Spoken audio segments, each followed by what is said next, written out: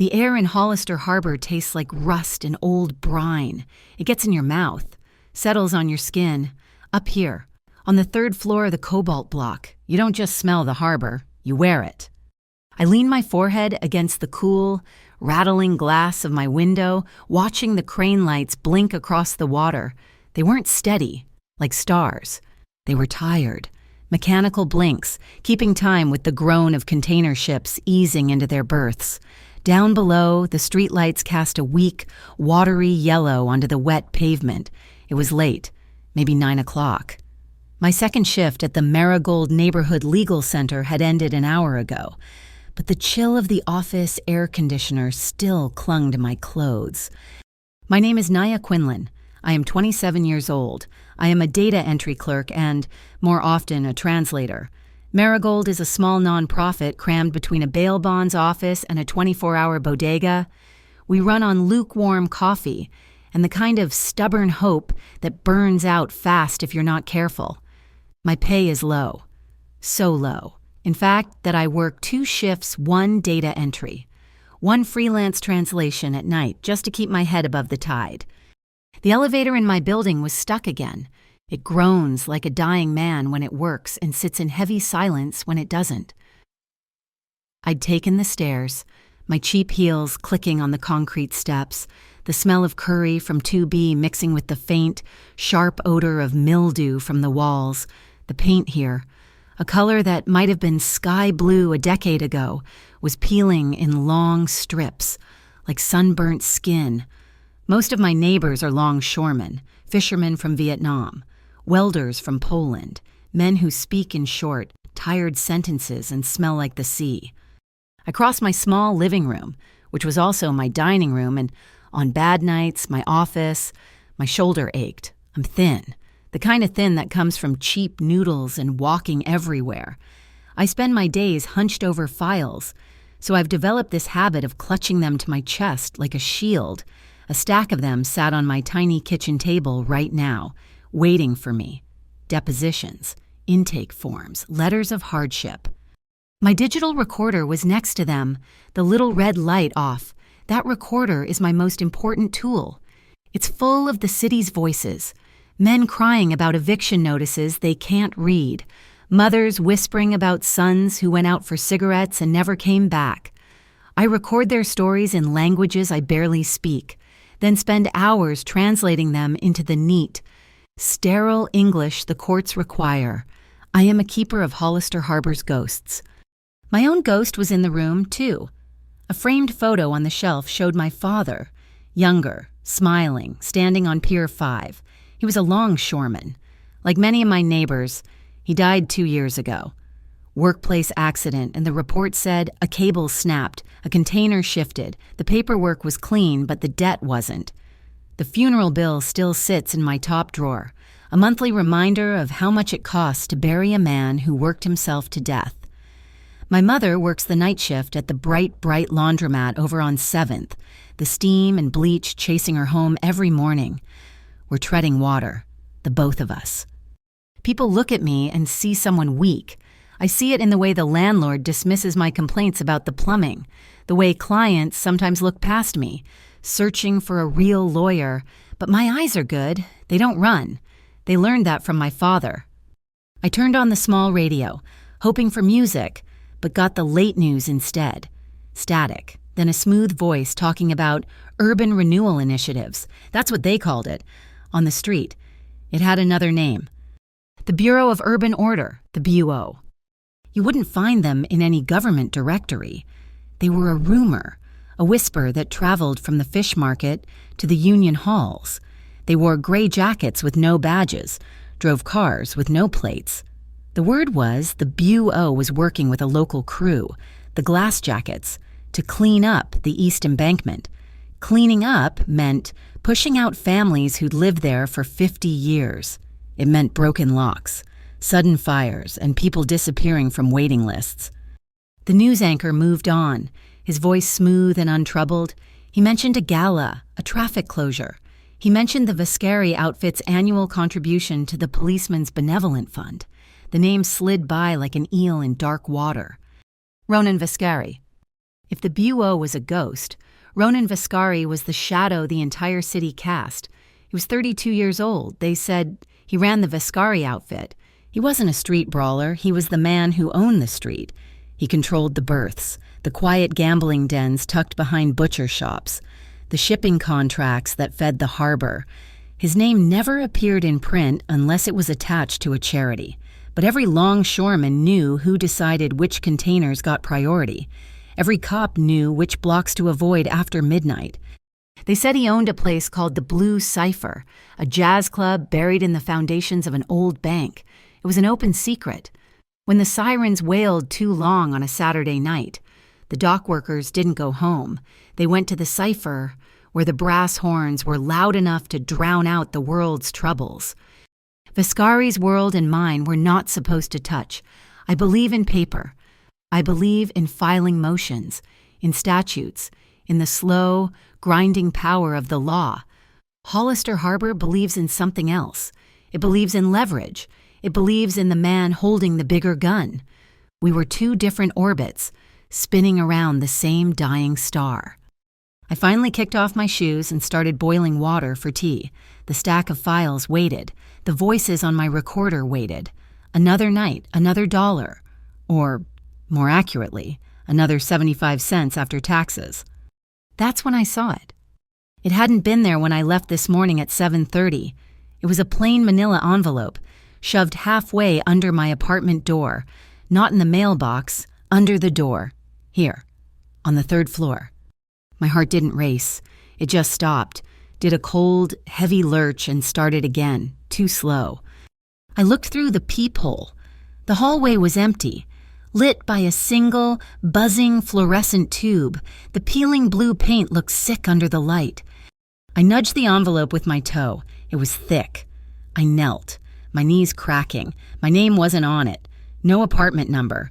Just there. I picked it up. It felt heavy for its size. I locked my deadbolt, the cheap one the landlord hadn't fixed, and slid the chain across.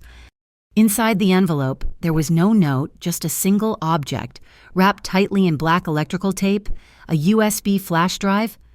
I turned it over in my palm.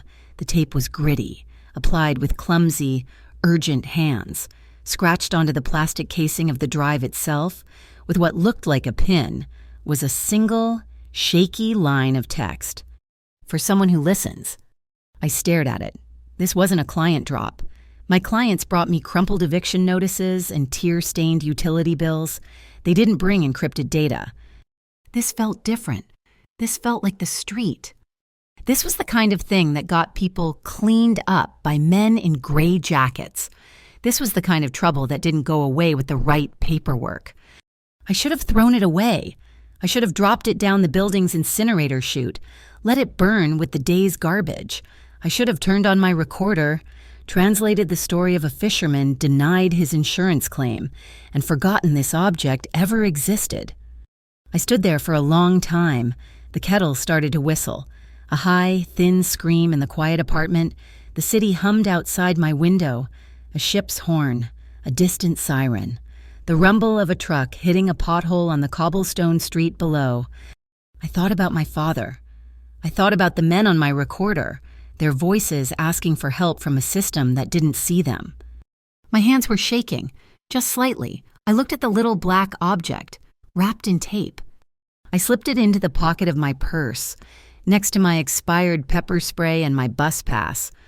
It was a small choice, the kind you make without knowing why, the kind that pushes your whole life sideways, shoving you out of your safe, legal orbit and straight into the path of the kind of violence that wears a $2,000 suit and owns the night. The drive sat in my locked desk drawer at the Marigold Center all day. It felt like a small, dormant bomb. I'd spent the night in my apartment listening to the cobalt block breathe around me, the groaning pipes, the neighbors' muffled arguments, the elevator chain rattling in its shaft, and I knew, with chilling certainty, I couldn't plug that USB into my personal laptop. My home was compromised. I waited until 5 o'clock, when the last paralegal left, complaining about the bus schedule. I waited until 6:30, when the cleaning crew finished vacuuming the threadbare carpet and emptied my trash. At 7 o'clock, the building was silent, save for the hum of the server in the closet and the distant city traffic. The office felt different when empty. The fluorescent lights hummed a low, anxious note. I retrieved the drive. The black electrical tape was stiff under my fingernail as I unwrapped it. I slid the metal into the port of my desktop. My work computer was old, slow, but it was on the Marigold network, shielded by at least a nominal firewall. A single drive icon appeared. Unknown. I clicked it. One folder, inside, 2 files. The first was a spreadsheet. Thursday chord route, ducks, slacks. My blood cooled. It wasn't a spreadsheet, it was a timetable. A coordination route for the Bureau of Urban Order. My eyes scanned the columns. Zone, time, action, partner_asset. The partner_asset column was filled with the same name. Over and over, glass jackets. I scrolled down the zone column. Past peers I recognized. Past warehouses I knew were full of migrant workers. And then I saw it. Zone Cobalt Block. My home, time 0500. Action Structural Integrity Review Final. Structural Integrity Review. It was the same language they used 2 years ago, right before the old cannery on Pier 3 accidentally caught fire. It was a clean phrase, a corporate phrase for displacing 300 people before dawn. My breath hitched. This was this Thursday, 2 days from now. I clicked the second file, subjects_flagged, MP3. I put on my cheap foam headphones, the ones I used for translations, and pressed play.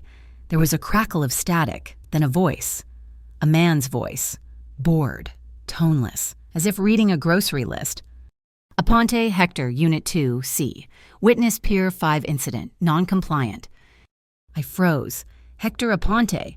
He was my client. I was handling his disability claim.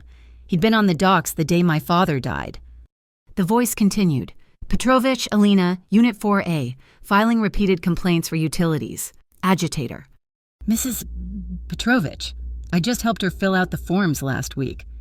Quinlan, Naya, Unit 3, G, Marigold Legal, compiling files. The voice read my name, my apartment number, my job. It named me as if I were a line item, an insect to be cataloged. Compiling files adverse to Ironvale redevelopment. Subject is destabilizing. My own voice, the one I kept locked on my digital recorder, felt very far away. These weren't just the city's ghosts. This was a kill list, and I was on it. I wasn't weak. I wasn't panicked. I was furious. This was the moment my father taught me about. The moment you stop running and you turn. My mind went sharp, the way it did during a complex deposition. I couldn't email this. I couldn't copy it to the server. They were watching. Ironvale redevelopment. The name clicked. They were the silent partner funding the new luxury condos on the East Embankment, the ones the BUO and glass jackets were cleaning up for. I printed one copy of the spreadsheet. The old laser printer whined, sounding impossibly loud in the empty office. I took the pages, folded them small and tight. From the shelf, I pulled down a heavy, dust-covered legal text, Hollister Harbor Zoning Code, 1988. Using the box cutter from the supply closet, I made a neat, thin slice in the heavy cardboard of the back cover, creating a pocket. I slid the folded papers inside. A single piece of clear tape sealed the edge. It was invisible. I took my digital recorder, my life's work, my city's voices, and locked it in the bottom drawer of my file cabinet. I ejected the USB. It felt warm to the touch. I put it in my coat pocket, separate from my purse. The law wouldn't save Hector Aponte. It wouldn't save Mrs. Petrovich. The law was too slow. This paper in my hand, this drive in my pocket, this was leverage. I left the office, the book tucked under my arm. The night air was cold, thick with the smell of the low tide. The subway station at Mariners Street was mostly empty. Just a few tired-looking night shift workers huddled on the benches. The tiled walls were damp, the air thick with ozone. I started down the long concrete stairs to the inbound platform.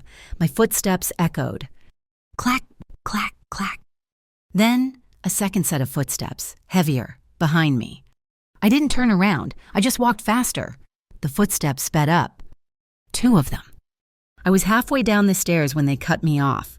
One moved in front, one stayed behind. They were large men, dressed in identical gray windbreakers. The words Urban Order were stitched in white thread on the chest. No badges, no name tags, no numbers. They had the same hard, empty eyes I'd seen on cops who'd given up. "Ma'am," the one in front said. His voice was flat. "We need to perform a routine check of your bag." "No," I said. My voice didn't shake. You aren't police. You have no authority." "We're with the Bureau," the one behind me said, his voice impatient. "Just give us the bag." "Show me a warrant," I said, clutching the zoning code book to my chest. "I know my rights." The first man smiled. It was a cold, thin expression. "Rights are for people who file the right paperwork, lady. We're here for the other paperwork." He reached for my purse. I twisted away, pulling back. The second man, the one behind me, grabbed my arm. His grip was instant, like a steel trap. He didn't punch me. He didn't have to. He just twisted my wrist. A sharp, blinding flash of pain shot up my arm. I cried out, a short, sharp gasp. My fingers went numb. The zoning book clattered to the steps. My coat pocket gaped open. The USB drive, the small black rectangle, fell out. It hit the concrete landing with a dry clack and skittered, spinning toward the edge of the platform. We all froze, watching it. That's when the car arrived. It didn't screech to a halt, it just appeared, sliding into the bus lane at the base of the stairs, a long, black sedan, the kind that costs more than my apartment building. It was silent, heavy, and absolute. The windows were so dark they looked like polished obsidian. The back door opened. A hand emerged, encased in a glove of soft black leather. The hand didn't wave, it beckoned. The 2 BUO agents looked at the car, and for the first time, I saw something in their eyes. Not fear, not yet, uncertainty. The man who held my wrist loosened his grip, distracted. It was all I needed. I yanked my arm free, lunged for the USB, and scrambled down the last few steps. "Get her!" one of them shouted. I didn't look back. I threw myself into the dark, open car. The gloved hand clamped onto my jacket, pulling me in. The door slammed shut with a heavy, pressurized thud that sealed out the world. The car was already moving. I landed in a heap on the plush leather seat. The car didn't lurch. It flowed, the driver, visible only as a silhouette behind a partition, cut the wheel. He took a hard right onto a one-way street, then an immediate left into an alley I didn't even know existed. I looked back through the tinted rear window. The 2 BUO agents were standing at the bottom of the stairs, breathless and furious. One of them was on his phone, shouting into it. Just then, a massive container ship in the harbor let out a long, deafening blast from its horn. The sound vibrated through the car, swallowing the city, swallowing the man's angry shout. I fell back against the seat, breathing in ragged gasps. The car smelled like old leather and, strangely, expensive cologne. My wrist throbbed, a deep, sickening ache.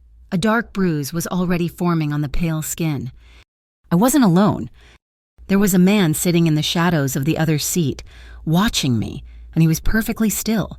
He wore a dark wool overcoat, cut so perfectly it seemed sculpted to his shoulders. I couldn't see his face clearly in the dark, only the faint reflection of the dashboard lights on a pair of immaculate cufflinks. He didn't say anything. He just watched me as I cradled my wrist, fighting back tears of pain and anger. Finally, the car emerged from the alley and settled into the steady flow of night traffic. "I am Ronan Vescari," he said. The name dropped into the silence of the car like a block of ice. I stopped breathing. This was the man who owned the docks, the man who ran the blue cipher, the shadow.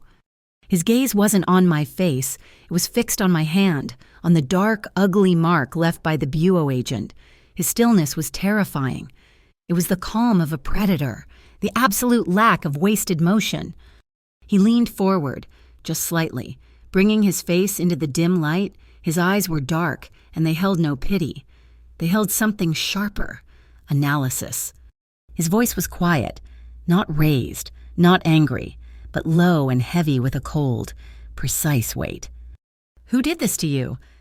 The question hung in the air. I swallowed, the taste of rust and adrenaline in my mouth. My voice was shaky, but I kept it level. They weren't police. They had jackets. They said they were BO. Ronan Vescari nodded, as if I'd just confirmed something he already knew. "The BO is a sign hanging on a ghost," he said, his voice smooth. "They sweep, and they disappear." His eyes lifted from my wrist to my coat pocket, where my hand was now clutching the USB drive. "The drive," he said. "It wasn't a question." I tightened my grip. I had just escaped the BO. I would not hand their secrets over to the outfit. It belongs to my clients. It's evidence. A muscle in his jaw tightened. For a second, I thought he would take it from me. He was, after all, Ronan Vescari. Instead, he gave a short, sharp nod. He leaned back into the shadows.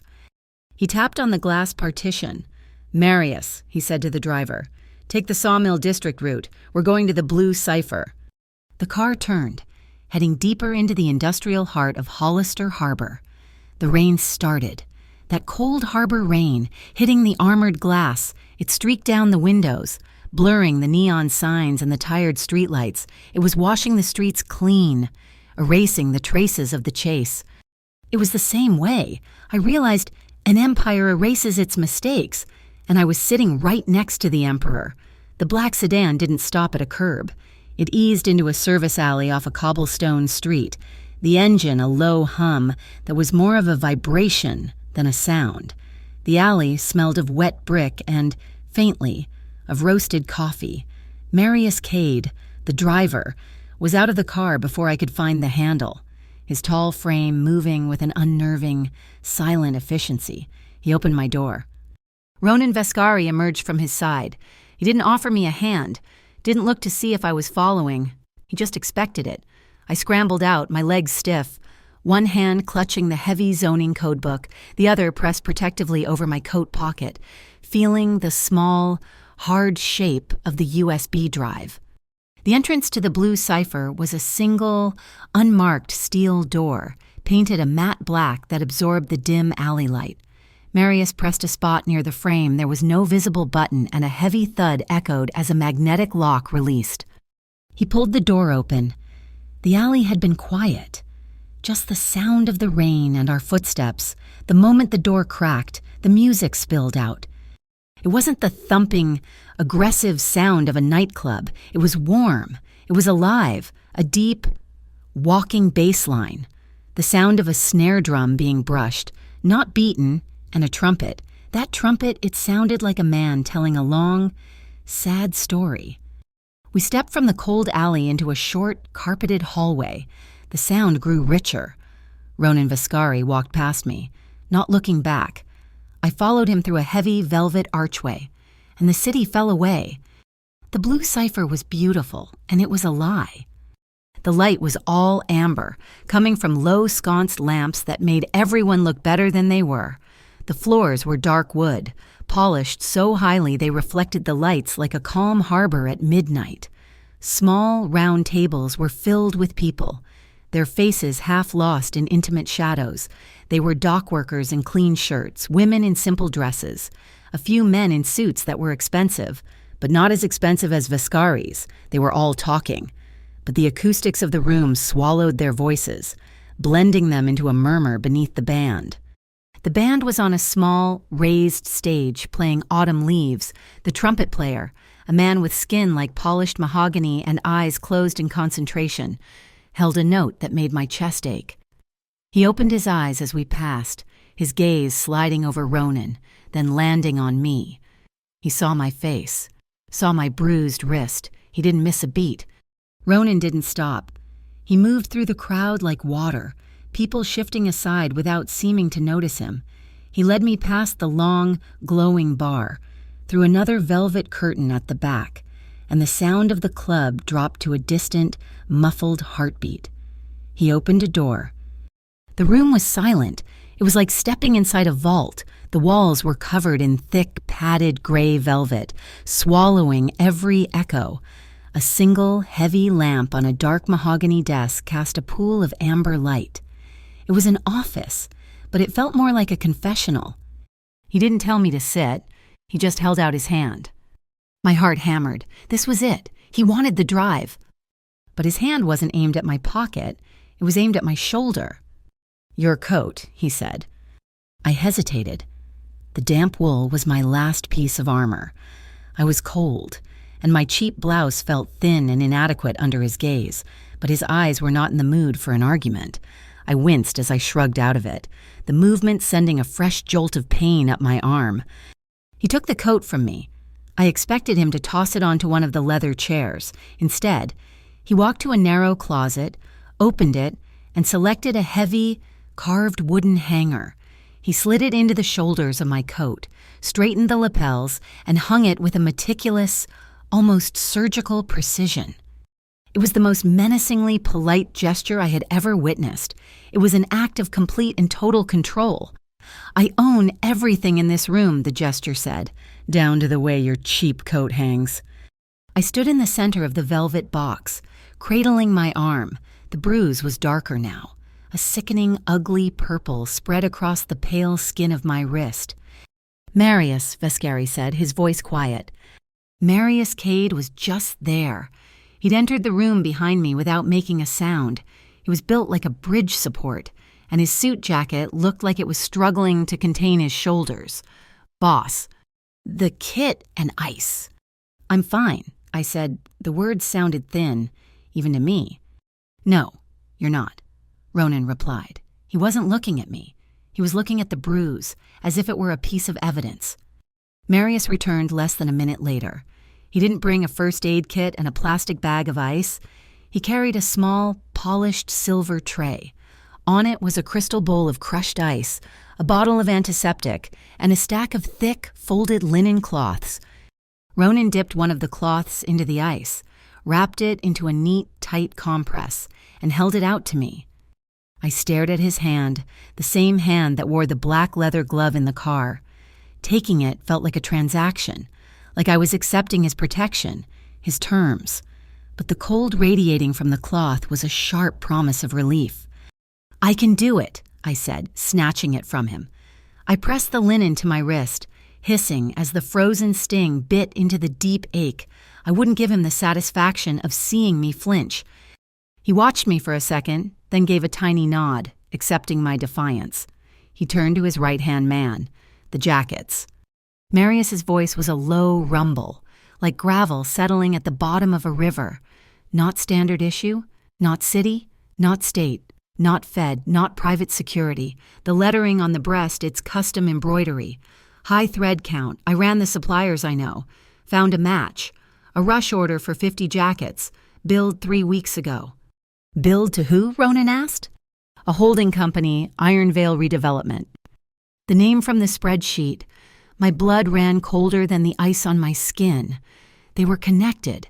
The BUO, the glass jackets, and the luxury condos. "Good," Ronan said. He sat on the edge of his heavy desk.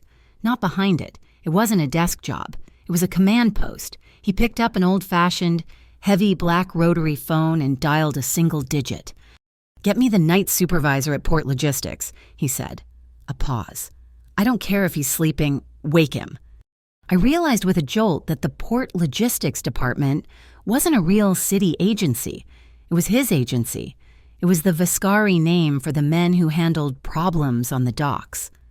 His voice dropped, becoming flat and hard. "We have an unsanctioned action on the East Embankment. The ghosts are out, yes. The BUO, they're working with the glass jackets. I want a full spectrum analysis of every Iron Vale manifest from the last 6 months. Find me their leverage and find out who gave the glass jackets clearance to move north of Pier 10. He listened, his face hardening, then unauthorized them immediately. He hung the phone up with a heavy, final click. The silence of the velvet room rushed back in, broken only by the faint, distant rhythm of the jazz. He turned his full attention to me. "You're Naya Quinlan," he stated. "Apartment 3G, Cobalt Block. Marigold Legal Center. He knew, of course he knew. He hadn't just saved a random woman. He had known exactly who I was when that car door opened. "They want this," I said, my hand instinctively going to my pocket. "The USB drive." "What's on it?" "Evidence," I said. "A timetable, a list of names." "Show me." I hesitated. He was the other side of the same violent coin. The bureau used phantom badges. He used his family name. What was the real difference? "It belongs to my clients," I repeated, the legal phrase sounding hollow and weak. "Your clients," he said, "are scheduled for a structural integrity review at 5 o'clock in the morning. Your evidence won't mean much when they're standing on the street watching a wrecking ball. The law is a slow ship. Miss Quinlan, the harbor is a fast tide." He was right. I hated him for being right. I didn't have my office computer. I can't show you the spreadsheet, but there's an audio file. I thought of my recorder, locked in my desk, but I'd been smart. I'd emailed the MP3 to my own encrypted account and downloaded it to my phone. I pulled out my phone. My fingers were clumsy. Shaking from the cold and the adrenaline, I found the file, subjects_flagged MP3. I pressed play. The bored, toneless voice of the unknown man filled the small, silent room. "Aponte Hector, Unit 2C, witness Pier 5 incident, non-compliant." Ronan Vascari's expression didn't change. He was made of stone. He just listened. "Petrovich, Alina, Unit 4A, filing repeated complaints for utilities. Agitator." "Quinlan, Naya, Unit 3, G, Marigold Legal. Compiling files adverse to Iron Vale redevelopment. Subject is destabilizing." The list went on. My neighbors, my clients, my city's ghosts, all given a name and a reason to be erased. Then, a new section started. The voice said, "Zone clearance pending Meridian Wharf Residential." It was the first time I saw him move. He didn't just stiffen. His entire body snapped to a new level of attention. His eyes, which had been cold and analytical, suddenly had a spark in them, a dangerous, white-hot spark. "Stop!" he commanded. I hit pause. The silence was absolute. "Meridian Wharf," he said, almost to himself. He stood up from the desk. "They're not just cleaning up the embankment. They're making a move on my territory." He looked at me, and the entire equation of the room shifted. This was no longer about him saving a civilian. This wasn't about my legal files. This was about his people. The residents of Meridian Wharf, they were under the Vascari outfit's protection. The bureau had just drawn a line. "Marius," Ronan said, his voice clipped.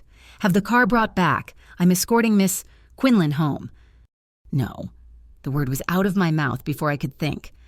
Ronan turned his head, slowly. He raised one perfect eyebrow. "They will be back for you." "They'll be watching for me," I countered, my pulse hammering in my throat. If I go back to the Cobalt block, I'm painting a target on my door, and on Hector Aponte's door, and Mrs. Petrovic's. I can't go home. They're expecting me to. "You can't stay on the street." "No," he said, flatly. "You won't last an hour." "I'm not going to—" "Tomorrow morning, at 9 o'clock, I'm going to the 7th Canal Court. I'm filing for an emergency injunction. I'm using the spreadsheet, the audio, and my affidavit about the attack." He almost smiled. It was a cold, dry, humorless twitch of his lips. "An injunction? You're going to wave a piece of paper at men who don't have names." "It's the weapon I have," I shot back, gripping my bruised wrist. He stepped closer. He didn't touch me, but his presence crowded the air, pushing the oxygen out of the room. "They put their hands on you once. They did it because you were alone, and you were unprotected. You just refused my protection. So, tell me, Miss Quinlan." His voice dropped to that low, dangerous level again. "How do you choose to not get touched again?" I held his gaze. I would not look away. "I don't choose. I act. They want the drive fine. They won't find it on me tonight, but they will find me in court tomorrow. I needed a sanctuary, just until morning. I won't go home, and I won't go with you, but this place your club." I looked around at the velvet-lined walls. "It's safe, isn't it? They wouldn't dare follow me in here." I was offering a truce, a temporary one. I was asking for asylum. Ronan studied me. The silence in the room stretched out, pulled taut as a piano wire. The faint sound of the trumpet from the main room bled through. A mournful, lonely sound. There was a tall, gold-framed mirror leaning against one wall, left over from some previous decor. I saw our reflection in the dim, amber light. I looked small, pale, and furious. My cheap blouse wrinkled, my hair damp from the rain. He was a pillar of darkness, immaculate, solid, and unmovable. Our eyes met in the glass. I didn't see pity. Pity is for victims. I saw respect. It was cold, it was sharp, and it was terrifying. He was recognizing a fellow fighter, even if my only weapon was a stack of paper. "We have guest rooms," he said finally, breaking the spell. "Upstairs, for visiting musicians. You can stay for the night." He turned to his desk, opened a silver card case, and pulled out a single, heavy black card. He didn't write on it. It was embossed with gold lettering, Vescari Direct, and a 10-digit number. He slid it across the polished wood. "When you file your injunction," he said, "it won't be enough. The law sometimes it needs a door held open for it. That's the number for the man who opens doors faster than a court order." I picked up the card. The edges were sharp, the cardstock thick as a credit card. "Marius will show you to the room," he said. It was a dismissal. I nodded, clutching the linen compress, the zoning code book, and now his card. I turned to leave. "Miss Quinlan?" I stopped at the door, my hand on the brass knob. "If they find you," he said. He had turned his back to me and was looking at a large, framed map of the Hollister Harbor docks on his wall. "If they so much as breathe on you before you get to that courthouse—" He turned his head just enough to catch my eye. "I will ask that question again, and I will not like the answer." I didn't need him to finish the thought. I knew exactly what it meant. I left the room, following Marius's broad back into the hallway. As the heavy door swung shut, the velvet sealing me off from him, the last thing I heard was the trumpet. It climbed the scale and held one long, high, piercing note, a sound that hung in the amber air like a warning to the whole damned city. I didn't sleep. Not really. The guest room Marius had led me to was quiet, tucked away under the roof of the blue cipher, and the bed was soft. But my mind was a racetrack. The Vescari Direct card sat on the antique nightstand, feeling heavier than a block of steel. I listened to the jazz music fade out around 3 o'clock, replaced by the deep, heavy silence of the protected building. At 5:23 in the morning, my phone, which I'd clutched in my hand all night, vibrated violently against my palm. A text message, Mrs. Petrovich from 4A. "They are here, gray jackets." My blood didn't just run cold, it froze solid. The spreadsheet had said 5 o'clock. They were late, but they were here. I was out of the bed in one motion. I didn't bother with the ice compress, which was now just a damp linen cloth. I grabbed the zoning code book, jammed my feet into my shoes, and ran. I flew down the back staircase, my footsteps echoing in the service corridor. The main club was dark, chairs stacked on tables, smelling of stale smoke and lemon polish. I shoved the steel door and burst out into the gray, misty alley. The air was raw. I didn't wait for a Vescari car. I ran to the main thoroughfare and flagged the first taxi I saw, a battered yellow sedan. "Cobalt block, corner of Mariner and 7th, fast," I snapped, shoving a $10 bill through the partition before he could even ask. The driver muttered something about the early fare, but he drove. When we rounded the corner onto my street, my stomach clenched. It wasn't a police raid, it was a hostile takeover. There were 2 plain white moving vans parked illegally on the sidewalk, blocking the entrance. Men in those same gray urban order windbreakers were at the front door, flanked by younger, tougher-looking men in black utility vests, the glass jackets.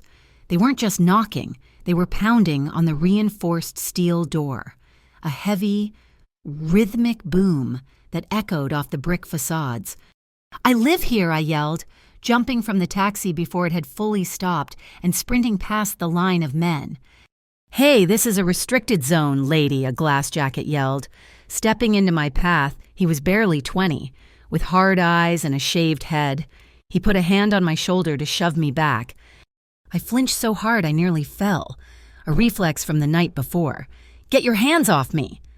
"Let her pass!" A voice snapped. It was Hector Aponte from 2C standing in the lobby doorway, his face pale but set.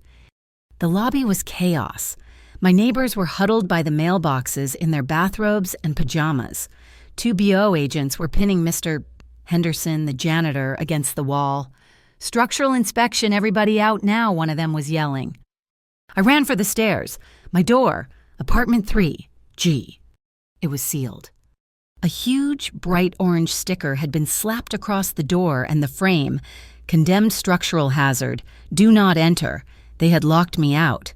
The law, my paperwork, my files, all of it was inside. Then I saw Elo Vega.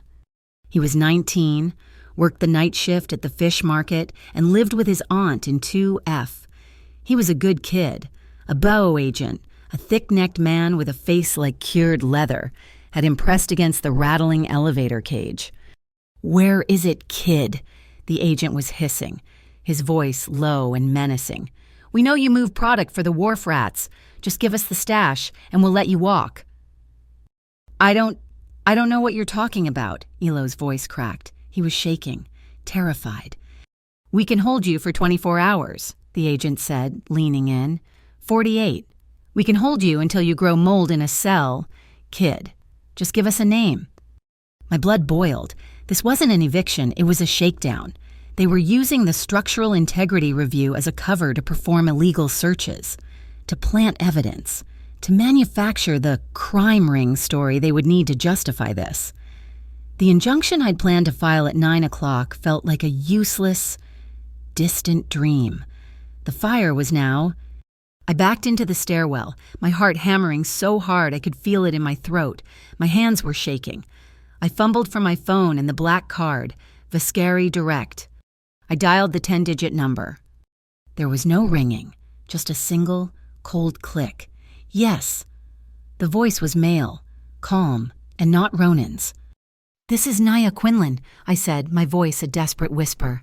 "I'm at the Cobalt block. They're here. The Buo, the glass jackets. They've sealed my apartment. They're intimidating my neighbors. They're holding a 19-year-old kid, Elo Vega." "Location confirmed," the voice said, as if I'd ordered a pizza. "A unit is 4 minutes out. What is the cover?" "Cover?" I blinked. "What do you mean?" "They are Buo? Who are we?" My mind raced, trying to think like they did, like he did. Paper, authority, building safety, I whispered. "No public health? Wait, the Waterfront Inspection Authority, number 12. "Understood. Authority number 12.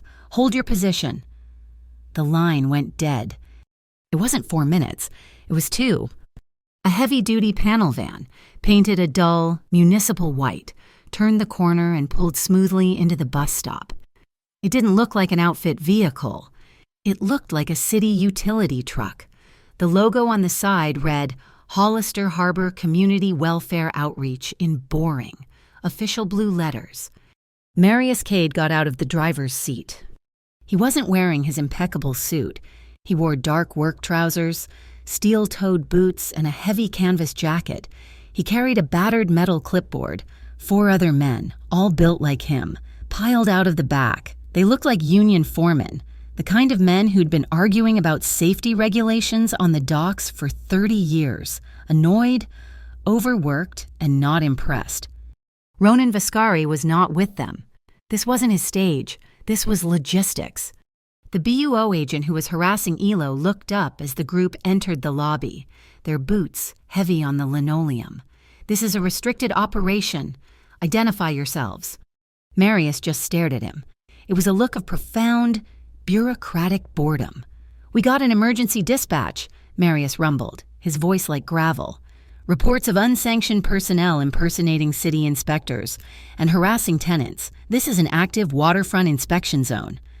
"We are the inspectors," the BUO agent snapped, flashing his laminated, nameless ID. "That's cute," Marius said. He shoved his clipboard toward the agent. "This is a cease and desist memorandum from the Waterfront Inspection Authority, number 12, signed this morning. It supersedes your whatever that is. It cites gross procedural violations under the Harbor Safety Act of 1953.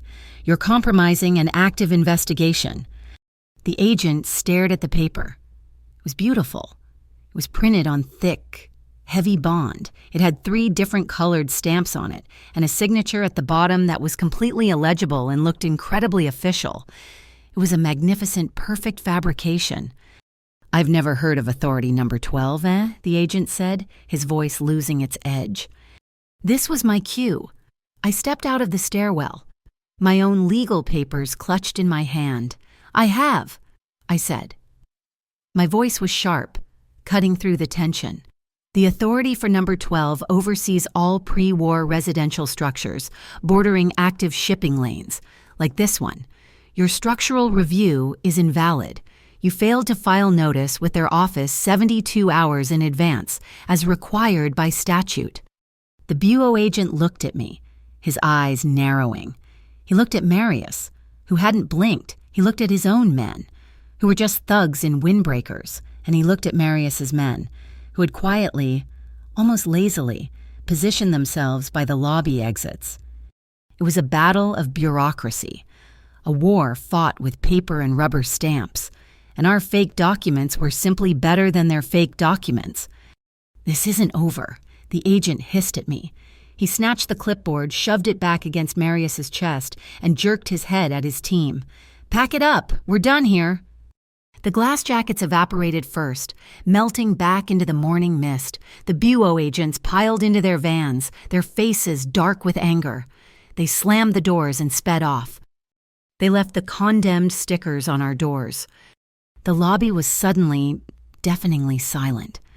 Ilo Vega slid down the elevator cage and sat on the floor, his head in his hands. Marius Cade turned to the small, terrified crowd. "Listen to me," he said, his voice projecting easily. "They will be back. This building is not safe. We are moving you, temporarily." "Moving us where, Mrs.?" Petrovich demanded, her arms crossed.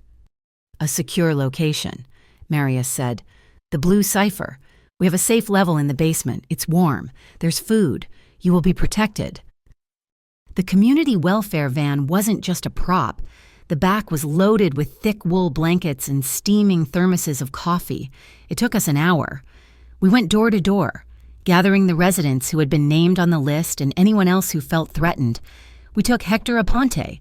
We took Elo and his aunt, in all 15 people, carrying hastily packed duffel bags and pillowcases. The blue cipher safe level was the old bank vault, the original one, from when the building was a savings and loan. The walls were 3 feet thick, solid concrete, but Vescari had turned it into a shelter. It was carpeted.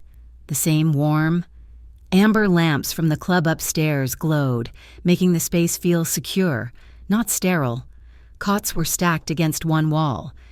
Marius set up a small television in the corner. The local noon news was just starting. My own face stared back at me. Not me, but my building.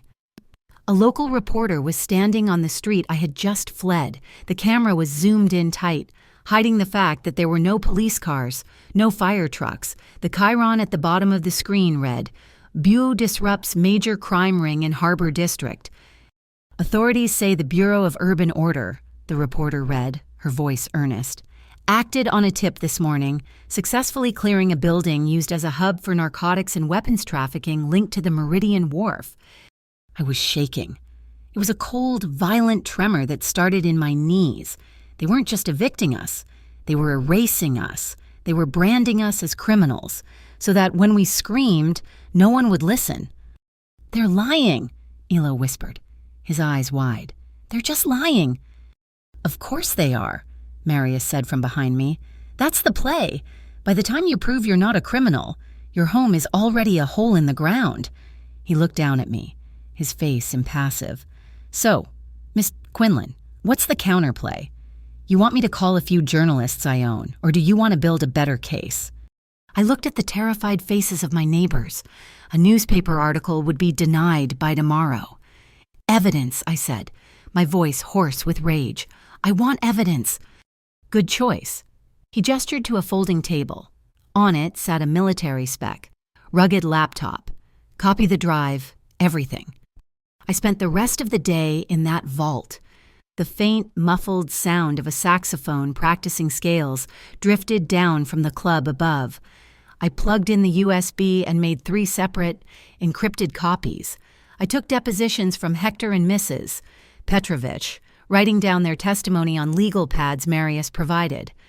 Night fell. The club upstairs came to life.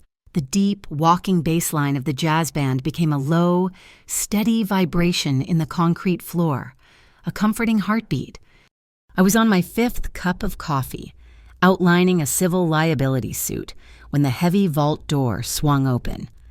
The music from the club rushed in for a moment, a bright, fast trumpet solo, and then was muffled as the door closed. Ronan Vescari stood there. He was in a perfectly tailored black suit, his tie loosened by a fraction of an inch. His dark hair was damp, and he smelled faintly of the cold night rain and the salt of the harbor. He didn't look like he'd been in an office. He looked like he'd been on the docks, walking his territory. He didn't look at me. His eyes moved slowly, methodically across the room. He assessed every person. He noted Elo, asleep on a cot. He noted Mrs. Petrovich, arguing over a hand of gin rummy with one of Marius's men. He noted Hector, sitting alone, staring at the wall. His gaze was a silent inventory. He was counting his assets. Only when he was satisfied that the room was secure, that his people were accounted for, did his eyes finally land on me. He walked over to my table, his footsteps silent on the carpet. He looked down at the organized chaos of my legal pads, the laptop, the USB drive. I stood up, my muscles aching. The bruise on my wrist was a dark, ugly galaxy, but the swelling was down. He looked at my face, then my arms, and he was checking for new marks. "Who touched you this morning?" he asked. The same question as the night before, low, cold, and absolute. I met his gaze. My throat was dry. "No one," I said. "They didn't dare." A flicker of something approval maybe passed through his dark eyes. He gave a single, sharp nod. "Good." He turned to Marius, who was waiting by the door. The jazz music upstairs swelled, the drums and bass hitting a rhythm. The sound was just loud enough to mask a quiet conversation. "The glass jackets are getting bold," Ronan said, his voice dropping so only Marius and I could hear. "They think Iron Veil's paper shields them from me." "What's the order, boss?" Marius asked. "The port," Ronan said. "They're moving their product through Pier 4, but they use the Bridge Street lift bridge to get to their warehouses in the Sawmill District. I want Bridge Street closed." "For how long?" Ronan looked at me, then back at Marius. "An unscheduled mechanical failure. A catastrophic one. Block the lift mechanism. I want that bridge stuck in the up position for the next 24 hours. Cut off their supply line. Let them sit on their product. Let's see how brave Iron Veil is when their logistics snap." He looked back at my table, at my legal pads. "You fight your war with paper, Miss Quinlan," he said. "I'll fight mine with steel." He turned and walked out, the vault door sealing shut, leaving us with the blankets, the coffee, and the muffled, protective heartbeat of the jazz. The adrenaline didn't just fade. It fell off a cliff, leaving a void. It was past 2 o'clock in the morning. The last of the thermoses had been emptied. Elo and his aunt were asleep, huddled under 2 wool blankets. Mrs. Petrovich had finally stopped whispering angrily, her breathing deep and regular. Hector Aponte was staring at the curved concrete ceiling, but his eyes were glassy with exhaustion. Marius and his men had been godsends, creating order from chaos, but now they were gone, posted as guards at the entrance far above us. The vault was quiet, save for the hum of the ventilation and the deep, muffled thump-thump-thump of the bass line from the club overhead. I was leaning against a section of the wall that was still warm from a nearby utility pipe. My legs felt like they were full of wet sand, My legal pads were stacked. My laptop was closed. My evidence was copied. But the fight had drained me. The heavy vault door, which I thought was sealed, opened with a faint, oiled click. Ronan Vescari stepped inside. He had returned, or perhaps he had never been far. He was no longer in his suit, but in a dark, simple cashmere sweater and dark trousers. He looked less like a boss and more like a man. But the stillness was the same. He carried 2 steaming mugs. He didn't approach me directly. He walked to the small folding table, set one mug down, and then walked over to Hector. He spoke in a low voice, too quiet for me to hear. He offered the other mug. Hector looked up, surprised, and took it. Ronan said something else, and Hector, he nodded. A small, slow gesture of trust. Ronan turned and came toward me. He stopped a few feet away, a polite, respectful distance. He didn't crowd me. He just waited. I pushed myself off the wall. The silence stretched, filled only by the distant, muted jazz. "I still believe in the law," I said. My voice was a rasp, thin with exhaustion. He watched me, his face unreadable in the amber light. "I believe in paper, in judges, in the order of it." I looked at the sleeping forms of my neighbors, but I was going to file an injunction at 9 in the morning. By then, Ela would have been in a holding cell, or worse. We would have been nothing but a line item on a police report, a footnote. I finally met his eyes. "Tonight. If it wasn't for you, if it wasn't for your order, we would have been erased." He didn't take credit. He didn't say, "I told you so." He just watched me, and the shadows in the room seemed to deepen. "Order is just a wall," he said, his voice quiet. "The law is a wall. The outfit is a wall. It just depends on which side you're on, and how high the bricks are stacked." He leaned against the table, mirroring my own exhausted posture. "When I was 20, he said, "the Gull Rock warehouse on Pier 9 caught fire. It was full of imported textiles, and about 30 workers who were living there, off the books." My breath caught. I knew the story. It was a city tragedy. "The fire department was slow," he said, his voice flat, devoid of emotion. "Their trucks had engine trouble. They had map confusion. The owner of the warehouse, a man who sat on 3 city boards, had filed for bankruptcy the day before. The insurance payout was significant, but he needed the inventory gone." He looked at his own hands, as if seeing them for the first time. "I was there, on the docks. I pulled 3 people out before the roof came in. I watched the city's order stand by and let 17 people burn to death, all for paper, all for a check." He looked back up at me, his eyes dark, holding a cold, old fire. "I learned that night that the city's order isn't for people like us. It's for the people who own the paper. So I built my own. I built a wall that protects the wharf, not the insurance claims. I don't trade in paper, Miss Quinlan. I trade in loyalty, and I pay my debts." The silence that followed was heavier. He had given me a piece of himself. I had to offer one in return. "My father," I said, my voice barely a whisper. "He was a longshoreman, Pier 5. The day he died, they called it a workplace accident. A container cable snapped." Ronan's stillness became absolute. "I was 19. In college, I tried to get the file from the Port Authority," I continued, tasting old ash in my mouth. "They said I wasn't next of kin, not directly. My mother was too broken to fight. By the time I graduated, got my paralegal certificate by the time I knew how to file, the paperwork was gone. The case file, the accident report, the witness statements, it was all archived, which means it was erased." Ronan's jaw was a hard, tight line. His mouth was a thin, unforgiving slash in his face. He said nothing, but the muscles in his forearms tensed under the cashmere. "So I fight with paper," and I whispered, tears blurring the amber lights, "because it's all I have. It's the only thing I have to stop them from erasing us." He pushed off the table. He took one step, then another. He stopped right in front of me, close enough that I could feel the warmth radiating from his body. He didn't touch me, but his voice, when he spoke, was not cold. It was soft. It was raw. It was a vow. "I will not let anyone erase you again. My breath stuttered. He was too close. The air between us was electric, thick and heavy. He looked at me, his gaze intense, and I felt like he was seeing every crack, every weak point, every bit of fear I'd hidden. He lifted his hand slowly, as if not to startle me. He didn't touch my face. He didn't touch my arm. He placed his hand flat on the table, next to my hip. His arm, solid and strong, formed a barrier. He wasn't blocking me in. He was shielding me. He had created a small, safe space in the world, a tent just for me. I looked down at his hand. The mug he had set down earlier was still steaming, a simple ceramic cup of broth or tea. I picked it up, my hands shaking. I didn't drink. I just needed the warmth. I was so tired. I bowed my head and pressed my cheek against the warm, smooth ceramic.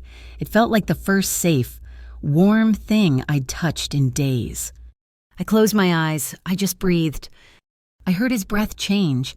It wasn't sharp, like mine. It just slowed, deepened. He watched me, and the simple, quiet act of me resting against the mug seemed to drain the violence from him. He was just a man, watching a woman, in a quiet room. It was a moment of rare, impossible peace. I opened my eyes and looked up. He was already looking at me. His eyes were not the eyes of a mafia boss. They were just his. I didn't know how to say thank you. The words were too small. So I leaned forward, just a little, a half step, a question. He met me. He leaned in, closing the other half of the distance. His choice, matching mine. His lips touched mine. It wasn't a kiss of passion. It was a kiss of gratitude. It was a kiss that said, I see you. I'm here. You're not alone. It was as gentle as his voice and as solid as his promise. It tasted of salt and the night air and the faint, bitter trace of coffee. Then it changed. It deepened. The gratitude became something else, a vow, a seal. His other hand came up, landing on my back. It was warm, solid, a shock of heat through my thin blouse. His fingers were splayed, a firm, protective pressure. But his hand stopped. Resting in the center of my back, it didn't stray lower, it didn't pull me or grab me, it just held me, supported me. It was the most respectful and the most intense touch I had ever known. My heart hammered against my ribs, a wild bird in a cage, and I was sure he could feel it. From far upstairs, the trumpet player hit a high, soaring, mournful note. It was a sound that climbed and climbed until it broke. We pulled apart, just enough to breathe. His forehead rested against mine. His eyes were closed. Our breath mingled in the small space between us, warm and damp. I was wearing my old wool coat again, clinging to it for warmth. It was still damp from the morning rain. He eased it from my shoulders, letting it slide down my arms, and it pooled on the floor. His gaze dropped to my wrist. The bruise was a dark, ugly masterpiece of purple and blue. His fingers, the ones that had been so careful on my back, hovered over the skin. He didn't touch. He just brushed the air above it. Then, his thumb, just the pad of his thumb, traced the very edge of the bruise. It was the lightest touch imaginable. A question, a ritual. May I? I gave a small, almost imperceptible nod. There was a low wooden step built into the side of the vault, a relic from its bank days. His hands moved to my waist. They were firm, sure, and impossibly gentle. He lifted me as if I weighed nothing and sat me on the step, so our faces were level. He leaned in again, and this time, the kiss was not hesitant. It was deep. It was restrained, but it was hot. It was a man who knew exactly what he wanted, but who was willing to wait, to earn it. It was every promise he'd made, every silent observation, all translated into a single, overwhelming pressure. The amber light of the vault coated his skin, his hair, making him look like something sculpted from honey and shadow. He pulled back, his lips brushing my ear. His voice was a low, rough whisper. "Here," he breathed. "You are safe." I turned my head, my own lips finding the line of his jaw. I had to answer. I had to give him the truth. "No," I whispered back, my voice shaking. "With you, I am strong." He made a sound, a low groan deep in his chest, his arms wrapped around me. Pulling me tight against his chest, I buried my face in his sweater, which smelled of him, of safety, of strength. The heavy vault door was sealed. The city, the bureau, the entire world was locked out. The only sound was the muffled, distant call of the trumpet and the sound of our breathing, finally falling into the same rhythm. It was just a shadow, him and me, holding each other in the warm, amber light of the vault. It wasn't an escape, it was a fortress. 2 nights later, I was a lie. The woman in the mirror was not Nia Quinlan. Nia Quinlan wore practical shoes and blouses that were one size too big. She smelled like cheap office coffee and paper. This woman, the one staring back at me in the full-length mirror of the musician's guest room, was an imposter. She was wearing a dress the color of a deep bruise, a dark, heavy silk that clung to my body. It had been delivered in a flat black box.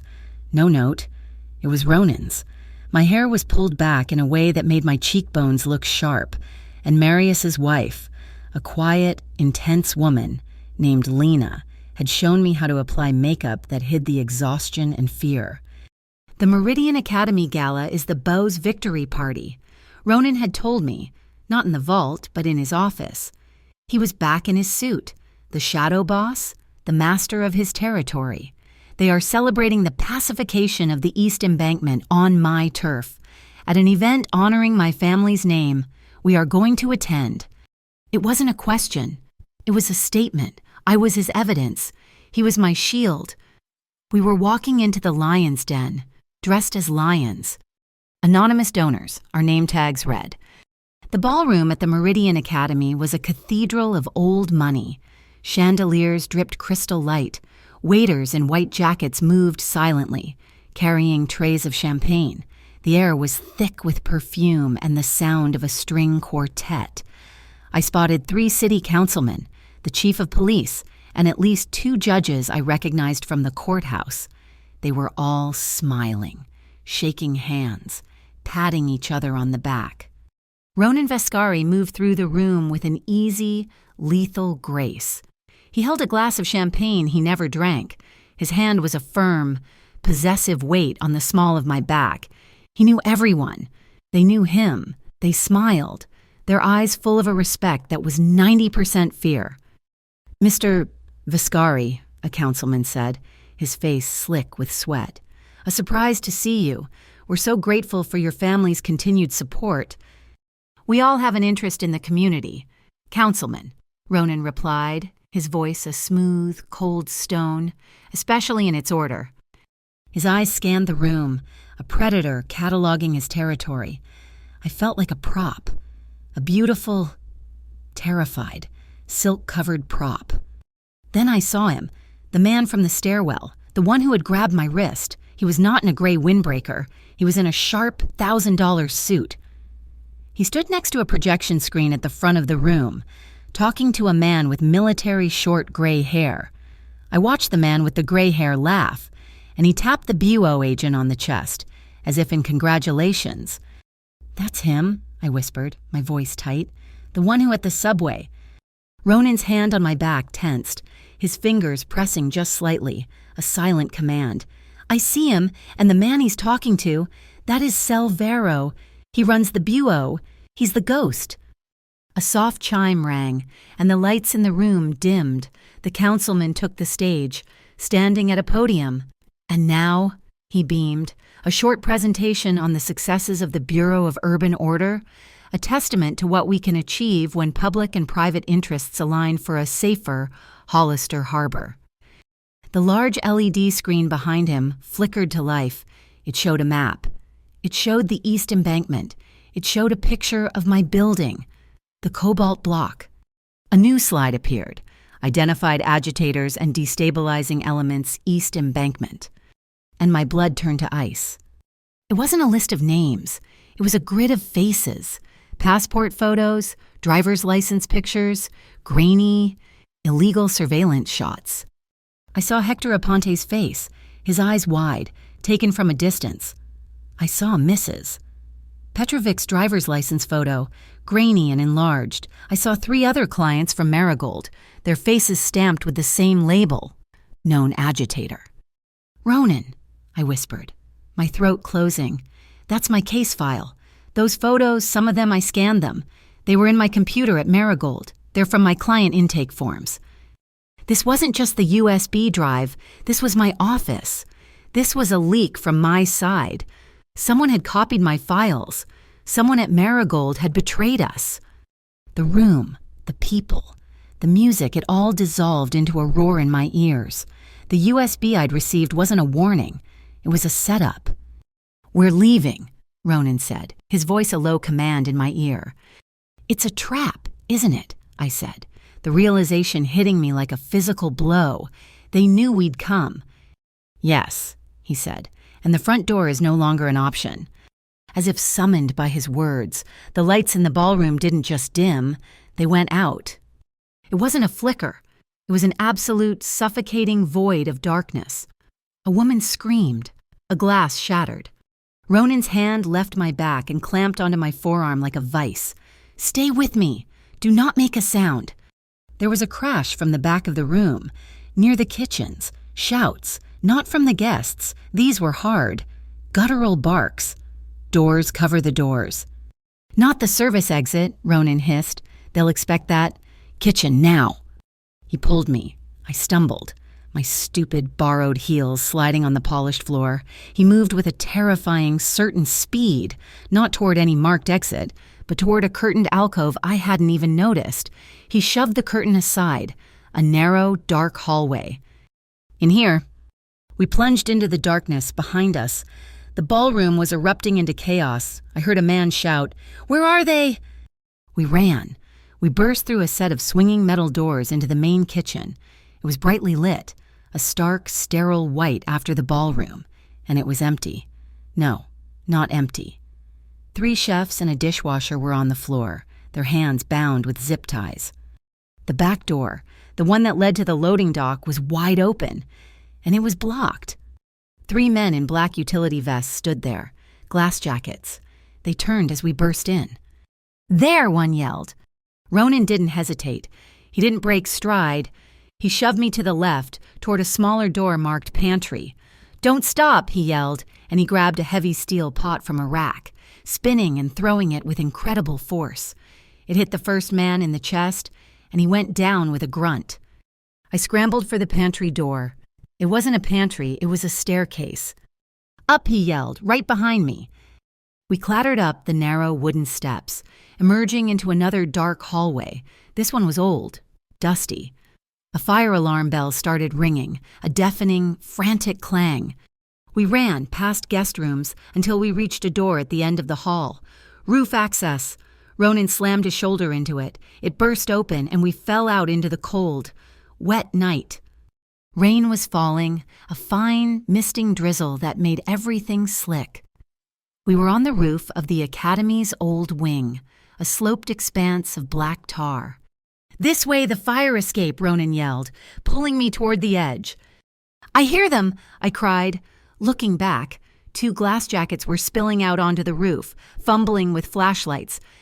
We reached the fire escape, a black wrought iron ladder clinging to the side of the brick building, slick with rain. "You first," he said. I swung a leg over the parapet, my silk dress snagging. I felt the thin heel of my shoe find the first rung. It's slippery. "Go! Don't look down! Go!" I went, my hands gripping the cold, wet metal, my feet fumbling for each rung. I was halfway down the first section when I heard a grunt from above me. I looked up. A glass jacket had reached Ronan. They were struggling at the edge of the roof. "Ronan?" He shoved the man back, then swung his own body over the edge onto the ladder. "Move, Naya!" I scrambled down. I reached the first landing, a small iron platform, and looked down at the next ladder. It was steep, a 20-foot drop to the next roof. I hesitated. My heel slipped. I cried out, my foot plunging into empty air. I fell forward, my stomach hitting the iron railing. My arms windmilled, and I felt myself pitching over the edge. A hand shot out and grabbed the back of my dress, yanking me back so hard I choked. It was Ronan. He dropped the last 10 feet, landing behind me on the tiny platform. He pulled me back against his chest. "I have you." At the same time, I heard a sound, a sharp, tearing rip, and Ronan's breath hissed in through his teeth. The man on the roof, the glass jacket, wasn't trying to shoot. He had a long, metal pry bar. He'd swung it down, aiming for Ronan's head. Ronan had twisted, pulling me out of the way, taking the blow himself. The metal bar had snagged his suit jacket, tearing the expensive fabric and raking across his back. I felt a sudden, wet warmth spread against my shoulder. He was bleeding. "Go," he grunted, pushing me toward the next ladder. "Now." We didn't have time to argue. We scrambled down, faster this time, my fear overriding the slick metal. We dropped onto the roof of the adjoining building, a flat expanse of gravel and tin. Behind us, another sound, a heavy thump hiss. I looked back. Marius Cade was on the roof we'd just left. He had come from somewhere else. He threw a small canister, which erupted in a thick cloud of gray smoke, obscuring the fire escape. "He's buying us time," Ronan said, his voice strained. He was clutching his side. No, his back. "You're hurt," I said, stupidly. "We run," he said. We ran. We sprinted across the slick tin roof, leaping over ventilation ducts. The rain was harder now, cold and sharp. And then I heard it, the sound that turned my blood to ice. Thwop, thwop, thwop. A helicopter. A searchlight snapped on, a brilliant, terrifying cone of white that sliced through the darkness, hitting the roof where Marius had thrown the smoke. "Down," Ronan yelled, tackling me behind a massive air conditioning unit. We huddled, panting, the rain and the rotor wash beating against us. The helicopter was low. It had no markings, no police, no city, no media. A voice, amplified by a loudspeaker, boomed over the city. "Target is on the roof. I repeat, the bird is in the cage." I looked at Ronan. His face was pale, streaked with rain. "They herded us," I whispered. "This whole thing, the gala, the lights, they wanted us on this roof." "Selvero," Ronan breathed, his eyes scanning the dark. He pointed. "There, the church." Across a narrow alley, maybe 10 feet wide, was the dark, silent bulk of the abandoned St. Meridian Cathedral. Its bell tower, a dark finger pointing at the sky, was our only cover. "We have to jump," he said. "I can't." "Yes, you can." He grabbed my hand. "On 3. 1, 2, 3. We ran. We hit the edge of the roof and leaped. I sailed through the air, a scream frozen in my throat. I landed hard on the gravel of the church roof, my ankle twisting. Ronan landed beside me, hissing in pain as the impact jarred his back. The searchlight swung, catching us. "They're on the church, all teams. Converge on St. Meridian." "The bell tower," Ronan grunted, pulling me up. We ran to a low wooden door, rotted from the rain. He kicked it open. We fell inside, into a space that smelled of dust, dry rot, and pigeons. We were in the belfry. A single, massive bronze bell hung in the center, silhouetted against the broken rose window. Ronan slammed the heavy door and threw the bolt, a thick piece of rusted iron. "It won't hold them." The helicopter's searchlight flooded the room through the broken window. Ronan looked at the bell, then at me. "It'll be loud." He shoved me against the far wall. "Cover your ears." He ran at the bell and shoved his entire body against it. It didn't move. He grabbed the thick, frayed bell rope, wrapped it around his arm, and pulled. A deep, groaning creak, and then bong. The sound was not a sound. It was a physical force. It hit me in the chest, vibrated through my bones, so loud it was white noise. "Bong?" "It'll scramble their comms," he yelled over the fading echo. "Jam their frequencies." He let the bell swing, its toll echoing out over Hollister Harbor. We were hidden in the shadow of the sound. We slid to the floor, breathing in ragged, dusty gasps. The helicopter was still there, but it was circling, confused. "You're bleeding," I said, my voice shaking. "It's a scratch." He lied. He was leaning heavily against the wall. "Let me see." I moved toward him in the dim light. I didn't wait for permission. I reached up and pushed the torn, soaked fabric of his jacket and shirt aside. It wasn't a scratch. The pry bar had gouged a long, raw, bloody line across his back, from his shoulder blade to his ribs. It was bleeding freely. My hands were shaking. I fumbled in the tiny, useless silk purse Lena had given me. A handkerchief. It was lace. It was stupid. But it was clean. "Hold still," I whispered. I pressed the small square of fabric against the worst part of the wound. He hissed, his whole body tensing, but he didn't pull away. He just watched me.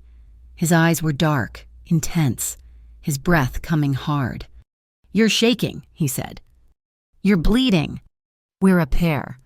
We stayed like that for a long moment, me pressing a lace handkerchief to the back of a mafia boss, the world's loudest bell swinging over our heads, and a Hunter helicopter circling outside. His hand came up, not fast, but with that same slow certainty as in the vault. His fingers, calloused and warm, cupped my jaw. "Naya," he breathed. And he kissed me. It wasn't like the vault. That was slow and safe and full of discovery. This was fast and hard and desperate. It was a kiss that tasted of rain and rust and fear. It wasn't a question. It was a promise. We get out of this. A statement of fact. He pulled back, his eyes holding mine. "We're not going down. We're going through." He pointed at the bell rope. "That rope holds 2 tons of bronze. It'll hold us." He looked at a trapdoor in the floor. "The attic. It leads to the parish house, and the parish house has an alley." He wrapped the thick rope around his hands, testing it. "Hold on to me. Put your arms around my neck. Do not let go, no matter what." I did as I was told. He wrapped one arm around my waist, lifting my feet from the floor, and with his other hand, he guided our descent. We slid down the rope, swinging in the dark, and landed with a thud on the dusty floor of the attic. Below us, we heard shouts. The bureau agents were in the churchyard. We ran, through the attic, down a spiral staircase, and into the dark, abandoned parish house. We burst out a side door into a narrow, dark alley. A white refrigerated truck, the kind that delivered meat, was parked there, its engine idling. "Meridian Cold Storage," it read. The back door was open. Marius Cade stood there. "You're late," he rumbled.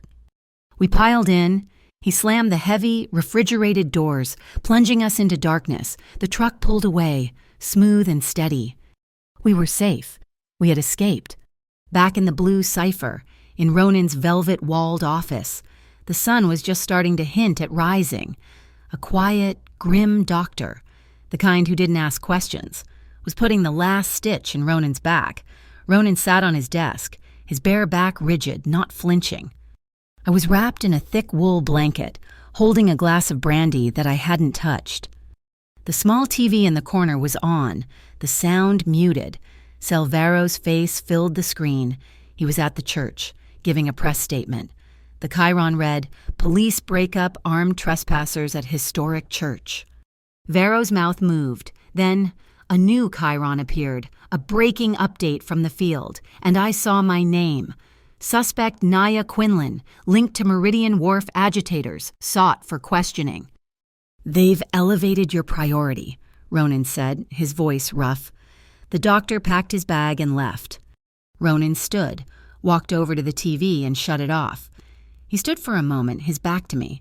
He was looking at his wall, at the massive, detailed map of Hollister Harbor. He looked at the East Embankment. He looked at the Cobalt Block. He looked at the Meridian Wharf. His focus was a laser. Then he took a single red thumbtack from his desk. He pressed it hard into the map. He didn't press it into the gala or the church or my apartment. He pressed it with a hard, final thud right into the address of the Marigold Neighborhood Legal Center. "The traitor," he said, his voice quiet and deadlier than any bullet. "Wasn't on the street. They were in your office." The red pin in the center of the Marigold Legal Center was a stake through the heart. My home was compromised. My office, the one place I believed in, the one place I thought was a sanctuary of law and paper, was the source of the leak. The photos of Hector and Mrs. Petrovich, the ones I had scanned myself, had been handed over. My trust was a broken window. "Salvaro," Ronan said, his voice quiet, pulling me from my shock. He was standing by the desk, his back still rigid from the doctor's stitches, but his mind was already miles away, waging a war. He's not just a ghost, he's a strategist. He didn't just chase us onto the roof. He herded us. He used my gala, my territory, to frame you. He used Gerda, I whispered, the name tasting like poison. Gerda Lynn, my boss, the woman who taught me how to file affidavits, who always had a spare dollar for the coffee fund. He used your sanctuary to build his trap, Ronan corrected, his voice devoid of sympathy, and now we use it to build ours. The next few hours were a blur of cold, precise action. The blue cipher, which had been a refuge, transformed into a command center. The vault was for my neighbors. Ronan's velvet-walled office became our war room. Ronan didn't just order, he conducted. He was on his rotary phone, not making calls to his capos, but to men I'd never heard of. Bridge tenders, port dispatchers, union foremen. Operation Float. He called it. It was brutal in its simplicity. The BUO and glass jackets are moving men and hardware in unmarked vans, he explained, his finger tracing a line on the harbor map. They use the main arteries, the Bridge Street lift, the Mariner Street overpass, the Canal drawbridge. They think they own the roads. He got the port dispatcher on the line. "This is Vascari. We have a mechanical failure, yes, a catastrophic one. I want all 3 bridges raised, simultaneously, at 4 o'clock. Cite a hydraulic fluid leak. Cite a counterweight imbalance. I don't care. Just get them up and keep them up." It was a counter move, not of guns, but of steel and concrete. He was cutting the city in half. He was stranding Vero's assets, creating a massive, city-wide traffic jam that would trap the BUO vans in gridlock, exposed and immobile. While Ronan seized the infrastructure, Marius handled the information. He sat in a corner, his own phone to his ear, his voice a low, convincing rumble. He was calling shipping clerks, warehouse managers, men who owed him favors. He was spreading a rumor. "Just heard it from a friend in customs," he'd murmur. "A federal audit. They're targeting Ironvale redevelopment, something about irregular manifests. They're seizing assets, starting tomorrow." It was a lie, but it was a smart lie. The glass jackets weren't loyal to the BUO. They were loyal to money. The threat of an audit, of losing their product, would send them scrambling. They would panic. They would try to move their contraband from Ironvale warehouses tonight. "They'll run," Ronan said, watching his man work. "And when they run, they get sloppy. They'll expose their supply lines. We'll know exactly which warehouses are holding their real assets." He was using brains, not just brawn. He was playing chess with the whole city as his board. And now, it was my turn to move a piece. "I have to go back," I said. Ronan turned from the map. His eyes were hard. "To Marigold. Don't be a fool. It's a trap. Gerda is waiting for you. Vero is waiting for you." "Gerda is expecting Naya Quinlan, the fugitive, to run," I said, my voice shaking but firm. "She's not expecting Naya Quinlan, the paralegal, to show up for work. I still have a key, and I am not letting her erase my clients." I needed to find the source, not just the name, but the proof. The red pin was an accusation. I needed the evidence. Ronan stared at me for a long, hard second. He saw the "no run" in my eyes. He nodded. "Once. Marius will drive you. You have 10 minutes. The Marigold Center was dark. It was 3 o'clock in the morning. Marius parked the refrigerated truck in the alley 2 blocks away. I moved like a ghost, using the skills I didn't know I had. I let myself in through the basement service door, the air damp and smelling of old files and toner. I didn't go to my desk. I went to the server closet, where the main network printer, a massive, humming Xerox, was kept. I logged into the admin panel. My fingers flew over the keys. Print job log. My heart stopped. There it was. User G. Lin. Time 02:14 a.m. The night of the gala. File NQ intake master client photos. Zip. She hadn't just given them a few names. She had zipped up my entire intake folder and sent it. But there was more. I looked at the metadata from the original USB drive, the one wrapped in tape. I'd copied it, analyzed it, the drive's internal timestamp. The machine ID it was formatted on. It matched. Xerox_basement_marigold. She gave me the drive. Gerda. She hadn't just betrayed me. She had started this. She had handed me the warning, pushed me into the street, knowing the bureau would see me, knowing they would. My stomach twisted. She had used me as bait. She had thrown me to the wolves to see which pack was stronger. I walked upstairs. The main office was dark, but a single light was on in the corner. Gerda's office. She was there, sitting at her desk, nursing a mug of tea, as if it were any other night. She looked up as I entered, and she smiled. It was a thin, tight, bloodless smile. "Naya," she said, her voice calm, "you look exhausted. I saw the news. It's terrible what they're saying about you." "You gave me the drive," I said. It wasn't a question. Her smile didn't waver. It was a test, to see if you were ready, to see if Vascari was... "You gave them my clients," I whispered, the betrayal a cold sickness in my gut. "You gave them Hector, Mrs. Petrovich." "We serve a mission, Naya," she said, leaning forward. Her eyes were bright, hard, like polished stones. "We are a non-profit.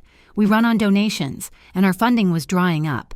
Iron Vale Redevelopment offered us a grant, a substantial one. 6 figures. All we had to do was let the East Embankment go, focus our efforts elsewhere. It was a business decision." "That's not... Who do we serve, Naya?" She cut me off, her voice suddenly sharp as a knife. "The donors who write the checks that keep these lights on, or the law? The law is a luxury. I chose the mission." "You chose money." "I chose survival," she snapped. "I gave you that drive because I knew you wouldn't let it go. I knew you'd make noise, and I knew, eventually, you'd run into Vascari. He protects the Meridian Wharf. I needed him to take out the bureau. I needed him to solve my problem, so I could take Iron Vale's money and keep the embankment. I just needed a little leverage, a little chaos. You were my chaos, Naya." I stared at her. The woman I had admired. She had sacrificed us. She had sacrificed me. I turned and walked out. When I got back to the blue cipher, I was shaking with a cold. Pure rage. I told Ronan everything. He wasn't surprised. He just nodded. So we changed the game. I was no longer just a victim. I was a player, and I was learning the rules. "The bait," I said. "She thinks she's using me as bait. Let's make it real." The plan formed, a collaboration born of his ruthlessness and my knowledge of the system. I would send an email from my still active Marigold account, not just to Gerda, to everyone, to the court clerk, to the city council, to the reporter who'd run the false story. In it, I would state that Naya Quinlan, was submitting my evidence to the 7th Canal Court tomorrow morning at 9 o'clock sharp. Not a copy, the original USB drive. "They'll be there," Ronan said. "Vero will come for that drive. He can't let it be entered into evidence." "I know," I said, "but the drive I'm submitting won't be the real one." A slow, cold smile spread across Ronan's face. "It'll be a copy," I said, feeling a new, hard part of myself take over. "A poisoned copy, a file with a tracker. The moment Gerda, or Vero, or anyone at Iron Vale opens it, it will ping us. We'll have a digital trail, linking them all." Ronan provided the technology. His port logistics team wasn't just bridges and muscle. They had a tech expert. He gave me the poisoned file. But I had my own army. I couldn't trust Marigold, so I called my own network, the freelance translators, the late-night law students, the ones who, like me, lived in the cracks. We met in the vault. We worked all night. We built the Cobalt Block Community Preservation File. It was my masterpiece. It wasn't just my affidavit. It was Hector's testimony. which I'd transcribed in Spanish. It was Mrs. Petrovic's in Polish. It was Elo Vega's, raw and terrified, in English. It was a wall of testimony, a chorus of the harbor's forgotten voices. The vault was our war room. I had a blank concrete wall, and I was covering it in yellow Post-it notes. Motion to stay, affidavit Aponte, affidavit Petrovich, health code violation 21A, due process failure. I was building a legal fortress, brick by paper brick. Ronan stood beside me. He had his own map, the big one from his office, propped against the wall. He was adding his own markers, red pins. Bridge Street lift closed. Canal drawbridge closed. Glass Jacket warehouse compromised. My Post-its were my soldiers. His pins were his, and on the wall of that vault, our two worlds. The world of law and the world of the outfit merged into one single, unified battle plan. "You can't file this over a public network," he said, tapping my stack of papers. "Vero is watching, Gerda is watching, they'll intercept it." He pointed to the laptop his tech guy had provided, the Shadow Line. It's the port's internal fiber optic network. It doesn't touch the public internet. It's my own private road. File your documents through this. The 7th Canal Court will receive them. But Vero's digital spies, they won't even see you leave the house. We finished as the first hint of gray dawn touched the city. We were alone, just for a moment. The room filled with the smell of paper and coffee. I was rubbing my wrist. The bruise was almost gone, faded to a sickly yellow-green, a ghost of the assault. Ronan reached out, his fingers, warm and calloused, lightly brushing the skin. "Does it still hurt?" he asked, his voice low. I didn't answer. I just looked at his shoulder, at the place under his clean, dark shirt where I knew the doctor's stitches were pulling. "Does yours?" He held my gaze. It wasn't about the pain, it was about the mark. We had both been wounded by this, and we were both still standing. The club above us was silent. No jazz, no voices. It was the first time I'd heard the blue cipher hold its breath. It was the quiet of a church, the hush of a city waiting for the storm to break. Marius entered, his face grim. "The bait is taken. Gerda forwarded your email to an encrypted address. Our tech guy tracked it. It's an IP registered to an Iron Veil redevelopment server. They know you're coming." I nodded. I was ready. I had my legal file. I had the Shadow Line. I had the poisoned USB. But I had one last thing. I pulled out my small, cheap digital recorder, the one I always carried, the one I'd had in my coat pocket when I'd gone to Gerda's office, the one I'd turned on as I walked out. I pressed play. The audio was faint, staticky. It was from the parking lot, just after I'd left her. Gerda's voice, impatient. "Getting sloppy. Vescari is in. The girl is leverage. Nothing more." And then another voice. A man's voice. The same cold, bored, toneless voice from the subject's underscore, flagged, MP3, the voice of the ghost. "Just make sure she's at the courthouse." "Gerda," the voice said. "Vero wants the handoff to be clean." I stopped the recording. I looked at Ronan. "They're not just expecting me to file a motion," I said, my voice as cold as the harbor wind. "They're expecting a handoff. It's a trap." The morning was the color of dirty steel. We were in the vault, running on fumes and black coffee, finalizing the files for the Shadow Line. Marius was confirming the mechanical failures on all 3 bridges. The city was in gridlock. The first part of the plan was working. My phone, sitting on the metal table, buzzed. It wasn't a call. It was a text from an unknown number. My fingers were numb as I opened it. It was a photograph. Elo Vega. He was in a dark room, his hands zip-tied to a chair. His face was swollen, a dark bruise blooming on his cheek. He was 19. He was a kid. The next message came a second later. "Gull Rock intake, 1 hour. Bring the original drive, not a copy. Come alone, or the kid learns to swim."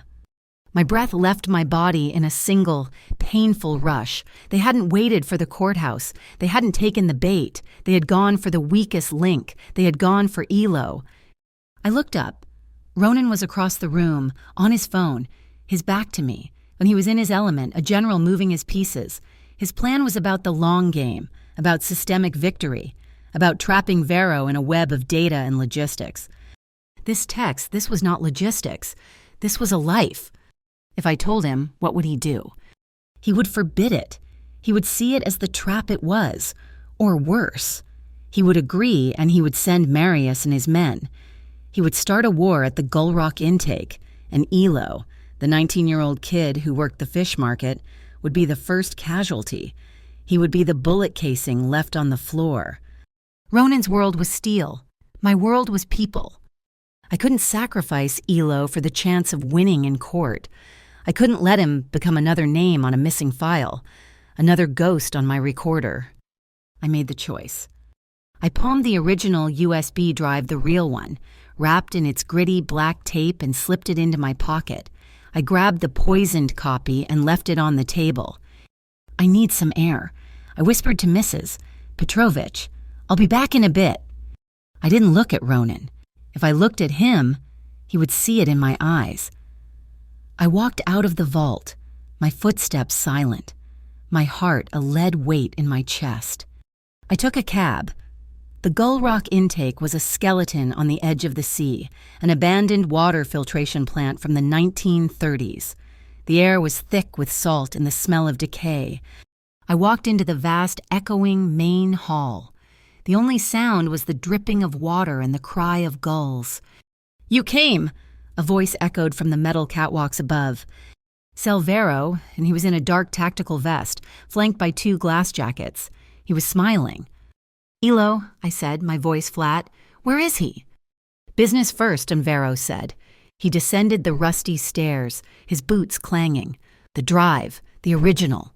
The one you got in your apartment, not the one Vascari's tech idiot cooked up." He knew. Of course he knew. Gerda. She had told him everything. "Let me see the boy," I demanded. One of the glass jackets shoved Elo forward from a dark office. He was limping, but he was alive. His eyes were wide with terror. "Naya, I'm sorry, It's okay, Elo," I said, my voice soft. "It's going to be okay."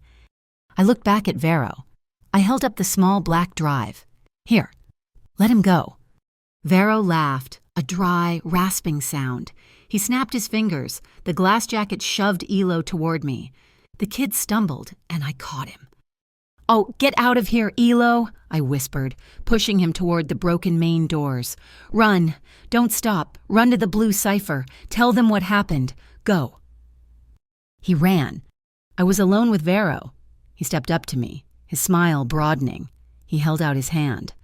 I dropped the drive into his palm, the sum of all my evidence, the leverage, the key. He closed his fist around it. "You really believe in this, don't you?" he said, his voice almost pitying. "Paper. Injunctions. You think you're in a courthouse." He leaned in, his voice a low hiss. "Let me tell you what just happened. Miss Quinlan. Your law, your precious, slow, stupid law, it just got swallowed." He turned and walked away. He didn't take me. He didn't harm me. He didn't need to. He had won. He had left me with nothing. I walked out of that plant, hollowed out, the sound of the ocean waves mocking me. When I got back to the blue cipher, the air was not warm, it was frozen. Ronan was standing in his office, not the vault. Marius was there. They weren't looking at the map. They were looking at me. On the small television in the corner, a grainy, black and white video was playing on a loop, infrared, a high-angle shot from a security camera on the street outside. It showed me, getting out of a cab and walking alone into the Gull Rock intake.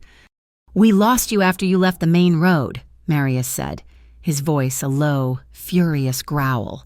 I told you never to play this alone. What did you do?" I couldn't meet his eyes. "They had Elo," I whispered. "They had a picture." "And you went," Ronan said. His voice was not a growl. It was a flat, dead calm, colder than the bottom of the harbor. "I didn't have a choice," I cried. "You would have sent men. He would have been caught in the middle. He's just a kid. I couldn't let him become another number." "So you gave them the drive," Ronan stated. The original drive, the one you were supposed to protect, the one our entire strategy was built on. He's alive, Ronan. And our case is dead, Marius snarled. Just then, the TV, which had been on mute, flickered. It wasn't the security feed. It was a breaking news alert, a trashy, local tabloid news show. The anchor, a woman with too much makeup, was smiling. Sources report an interesting development in the Vascari-Beau conflict. A woman, identified as Vascari's new girlfriend, Naya Quinlan, was seen this morning providing confidential documents to an unknown party. A source close to Ironvale says the war is over. Seems like this romance was short-lived. My blood stopped. A staged photo, grainy and distant, flashed on the screen. It was me at Gull Rock, handing the drive to Vero. It was framed to look like a deal, a betrayal. I looked at Ronan. His face was pale. He was staring at the map on his wall, at all the red pins, all the carefully laid plans, the bridges, the warehouses, all of it, rendered useless because I'd given up the very thing that made us a threat. He walked to the map, his hand, the one I had held, the one that had been so gentle, balled into a fist. He reached up, and he ripped the red pin, the one marking the courthouse 9 a.m. from the cork. He threw it on the desk. He turned to me. The warmth I had seen in his eyes in the vault, the respect, the fire, it was gone. All of it, replaced by a cold, polished sheet of ice. You put your faith in a man who wasn't here. The words hit me harder than any physical blow. They were quiet, precise, and they cut me to the bone. He wasn't just talking about Vero. He was talking about himself. He was saying I hadn't trusted him. And he was right. Tears, hot and sharp, welled in my eyes. I refused to let them fall. I cried without a sound, a silent, internal quake. I reached into my pocket. I pulled out the black embossed card, Vascari Direct, the key to his city, the door opener. I walked to his desk, my legs shaking, and I placed it on the polished wood, next to the discarded red pin. I had chosen Elo's life over Ronan's war, and in his world, that was a betrayal. I turned my back on him. It wasn't a surrender, I wasn't running, it was a tactical retreat. His way had failed. My way had failed. Now, I would find a third way. I walked out of his office. I walked past Marius's angry glare. I walked through the empty, silent jazz club. And I did not look back. I went back to Marigold. Not to my desk, to the basement. Gerda was gone. Vera was gone. They thought they had won. In the back of the supply closet, behind stacks of expired legal aid pamphlets, was an old, heavy piece of equipment, a manual inking machine used for fingerprinting. The ink pad was dry, but the bottle of deep, permanent, staining blue ink was still half full.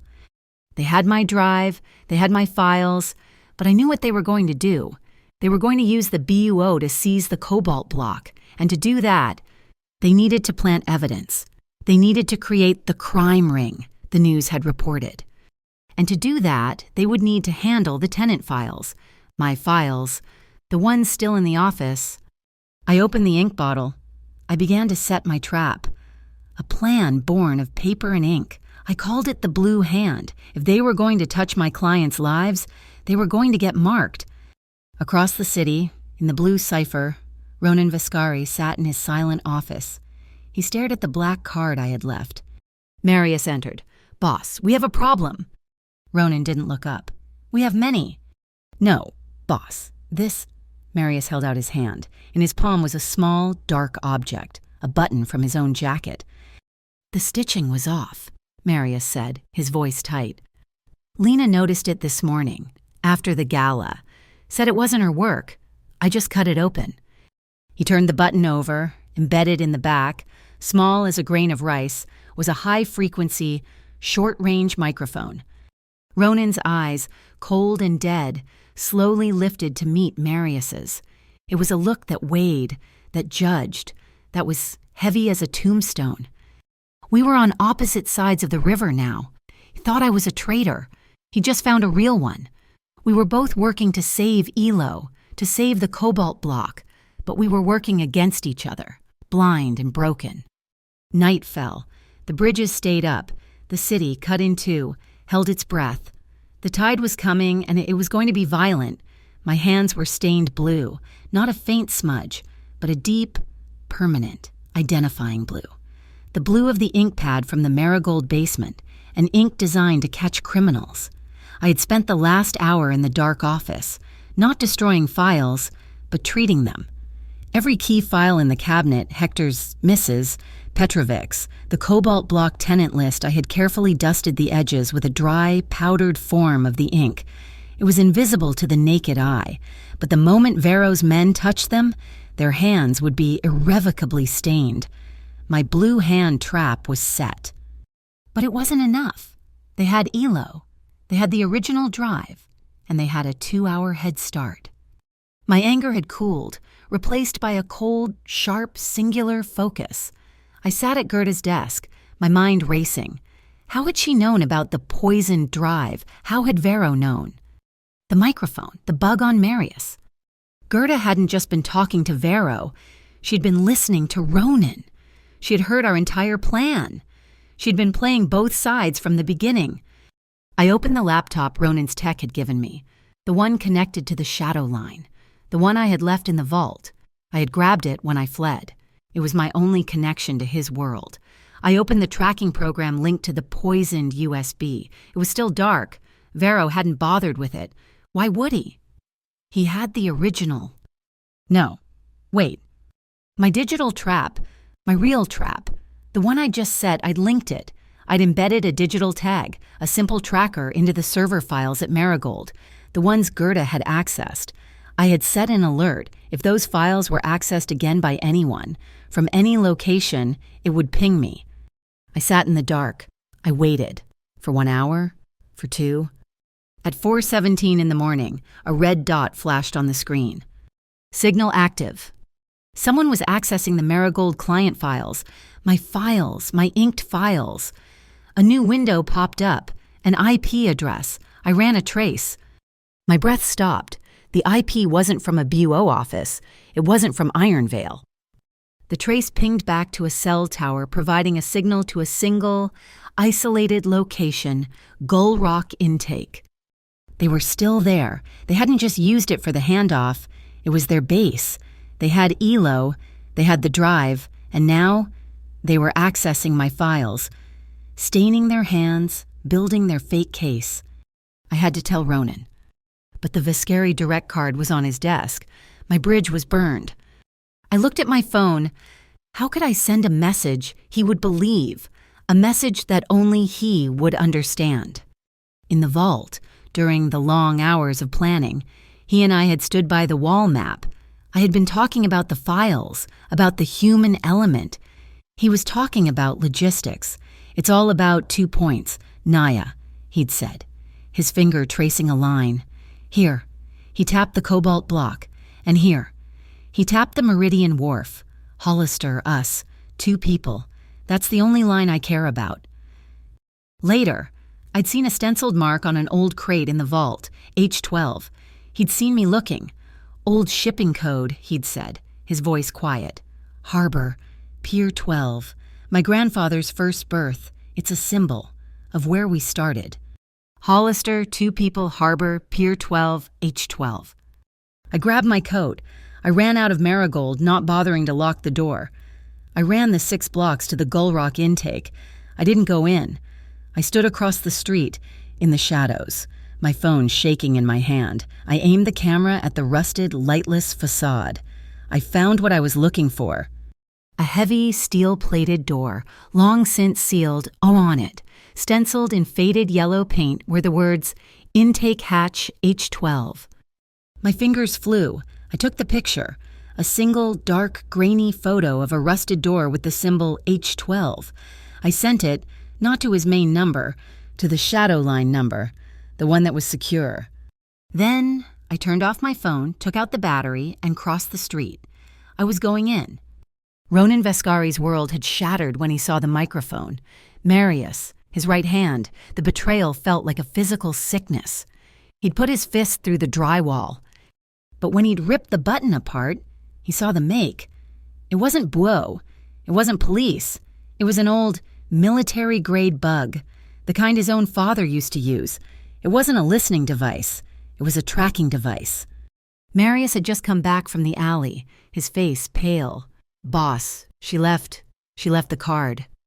Ronan felt the cold. The last bit of warmth in his world had just walked out. He had pushed her out. His private phone buzzed, the shadow line. He opened it. A picture. H12. His breath caught. It wasn't a plea. It wasn't a surrender. It was a location. A signal. Our signal. Hollister. 2 people. She wasn't a traitor. She was a scout. He looked at Marius, holding the tracking bug. She's at Gull Rock. She went back. She's marking the target. He finally understood. You weren't bugged by Gerda. You were bugged by me. This tracker I had it put on you after the gala. I thought you were the leak. I thought... Marius stared at his boss. The trust, broken and rebuilt in a single second. She went alone, Ronan said, his voice raw. She went alone because I made her... Get the team. Silent approach, by water, cut their signal. No guns, non-lethal. I want Vero. I want Gerda. And I want her out. Now. I slipped in through a broken window, the glass crunching under my feet. The main hall was not empty this time. It was lit by portable, battery-powered floodlights. Elo was there, tied to the same chair. Selvero was standing over him, the original USB drive in his hand, and Gerda Lynn. She was wearing a sleek black raincoat, as if she were just stopping by on her way to the opera. The files you sent are excellent, Gerda, Vero was saying, looking at a laptop. These photos of the tenants, it's all the probable cause we'll need. We plant the product, discover the files, and the cobalt block is a crime scene by sunrise. Justice, Mr. Vero, Gerda said, smiling, is simply a matter of who has the best-selling story. And I always sell at the highest price. Vero nodded to a glass jacket. Prep the boy. We're moving him. He's served his purpose. I had to stop them. I stepped out of the shadows. You forgot some files. They all spun. Vero's hand went to his side, but he was holding the laptop. Gerda just looked annoyed. Naya, you are relentlessly predictable. It's over. You forgot this, I said, holding up a manila folder, the one from my office. The master list, cross-referenced with union memberships. It's the only other copy. Gerda's eyes narrowed. That was a loose end she couldn't tolerate. Give it to me. I held it out, my hand shaking. Gerda walked toward me, her heels clicking. You really are just a clerk, aren't you? She snatched the folder from my hand. I let her take it, and I watched as her pale, manicured fingers sank into the fine, invisible blue powder I had coated the folder in. She opened it. The pages were blank. Her head snapped up, her eyes wide with confusion. At that exact second, the floodlights went out. The laptop screen died. The entire plant was plunged into absolute, echoing darkness. Signals cut, a glass jacket yelled. A series of thwips and grunts, the sound of compressed air. Marius. A single, powerful beam from a flashlight cut through the dark. It wasn't from Vero's men. It was from Ronan. He was a shadow, moving faster than I'd ever seen. He wasn't aiming for the glass jackets. He was aiming for Vero. Marius and his team, 3 of them, moved with brutal, silent efficiency, their stun guns crackling, taking down the 2 glass jackets. Ronan emerged behind Vero. He didn't say a word. He just moved. Vero spun, dropping the laptop, and swung a heavy metal flashlight. I ran. Not to Ronan. I ran to Elo. I pulled the box cutter from my pocket, my father's old tool, the one I'd used on the zoning book and sawed through the zip ties. Breathe, Elo, I whispered, pulling him down behind a rusted turbine. Breathe in through your nose, out through your mouth, like we practiced. You're okay, you're okay. The fight was short. It wasn't a movie. It was ugly. Vero was a brawler, Ronan was a surgeon, it was a block. A twist of the wrist, a hard elbow to the solar plexus. Vero went down, gagging. Ronan didn't kick him. He just put a boot on his chest, then leaned down, his voice a low, terrifying whisper that cut through the darkness. "Who," he hissed, "gave you permission to touch her?" I heard a scramble. Gerda. She was running, her heels scraping on the concrete. She wasn't my fight. Ronan had Vero. I had to. No, she was my fight. I sprinted after her. She ran through a side door, into the pump room. The noise was deafening, the old machinery still humming on a backup generator. She was trapped, a narrow catwalk over a deep, dark pool of churning water. "It's over, Gerda!" I yelled over the roar. "It's never over," she screamed, her face a mask of rage. She looked for an escape, found none. She turned, her eyes landing on a heavy wrench. She lunged for it, but her slick-soled shoes slid on the wet metal grating. She cried out, her arms windmilling, and she fell backward over the low railing, toward the black water. I didn't think I lunged. My fingers caught her wrist, the one stained with blue ink. She dangled, her full weight pulling on my arm. Our eyes met, her in pure terror, me, breathing hard, my arm screaming in its socket. I would not let her fall. I would not let her be erased. I am not them. I gritted my teeth. "I won't let you go!" A shadow appeared behind me. A strong hand grabbed the back of my jacket. Another hand reached down and grabbed Gerda's other arm. Ronan. He hauled her up, dumping her unceremoniously onto the catwalk. She lay there, coughing and sobbing. Sirens, faint, in the distance, but they weren't getting closer. They were circling. Ronan stood beside me, his shoulder brushing mine. He was breathing hard. He looked at Vero, now zip-tied and gagged, and at Gerda, crying on the floor. His eyes in the dim light were like new blades. "It's over," he said, his voice rough. I looked at Vero. I looked at my small, cheap digital recorder, the one I'd slipped into my pocket. "Not yet," I said. "We need his confession." Ronan nodded. He understood. Marius walked over to the bound cell Vero. "The boss," Marius said. "He's impressed, thinks you almost had him. He's curious why Viscari you just wanted the cobalt block." Vero, arrogant even in defeat, spat. "The block that was just cleanup." He laughed, a harsh, barking sound. "You don't get it. We weren't hitting Viscari. We were using him. Gerda's plan. Pull him in. Let him clear the board of the glass jackets. Then Ironvale Redevelopment moves in. They're the real money. They own the city. We were just clearing the way, wiping the whole damn harbor clean for them." Marius looked down, his hand in his pocket. "An Ironvale. That's you." "Ironvale," Vero boasted, "is the future. And you're all just ghosts." Marius clicked off the small, high-fidelity recorder he'd been holding. He looked at me and at Ronan. We didn't have to speak. We had it all.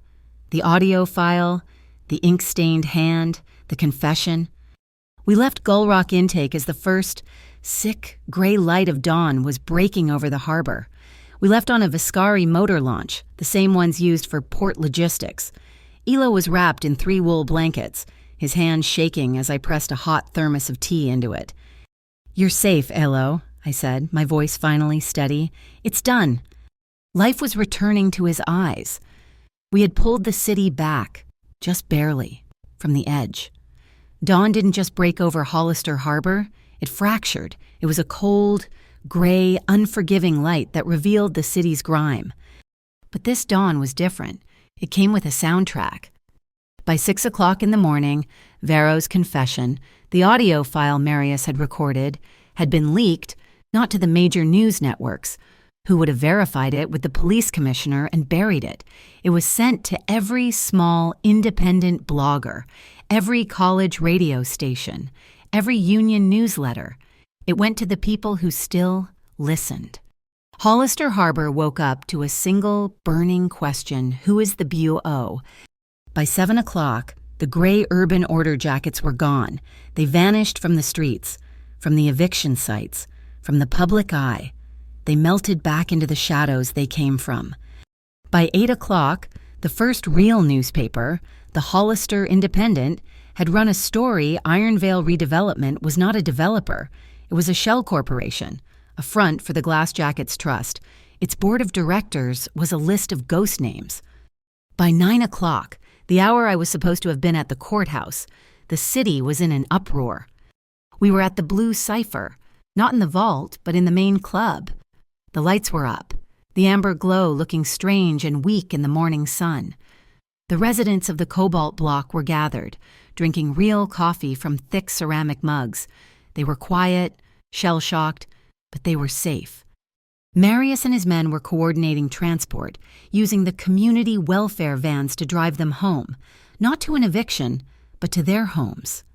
Ronan stood by the velvet archway, the one he had led me through 3 nights before. He wasn't wearing a suit.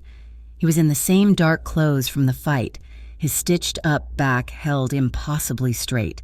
He watched every resident as they left.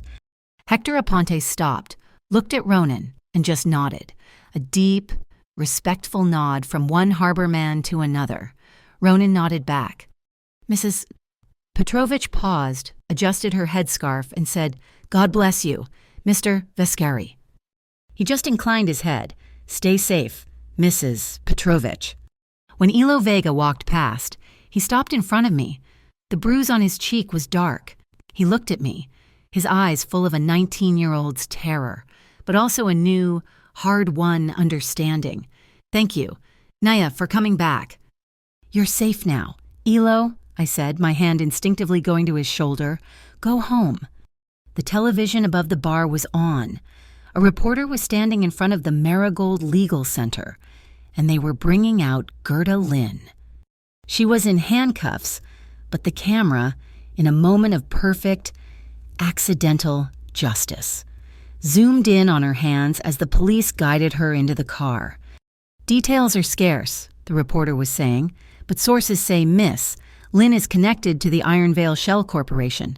Curiously, authorities are also investigating the unexplained deep blue stains found on her hands and on several confidential tenant files inside the Marigold Center."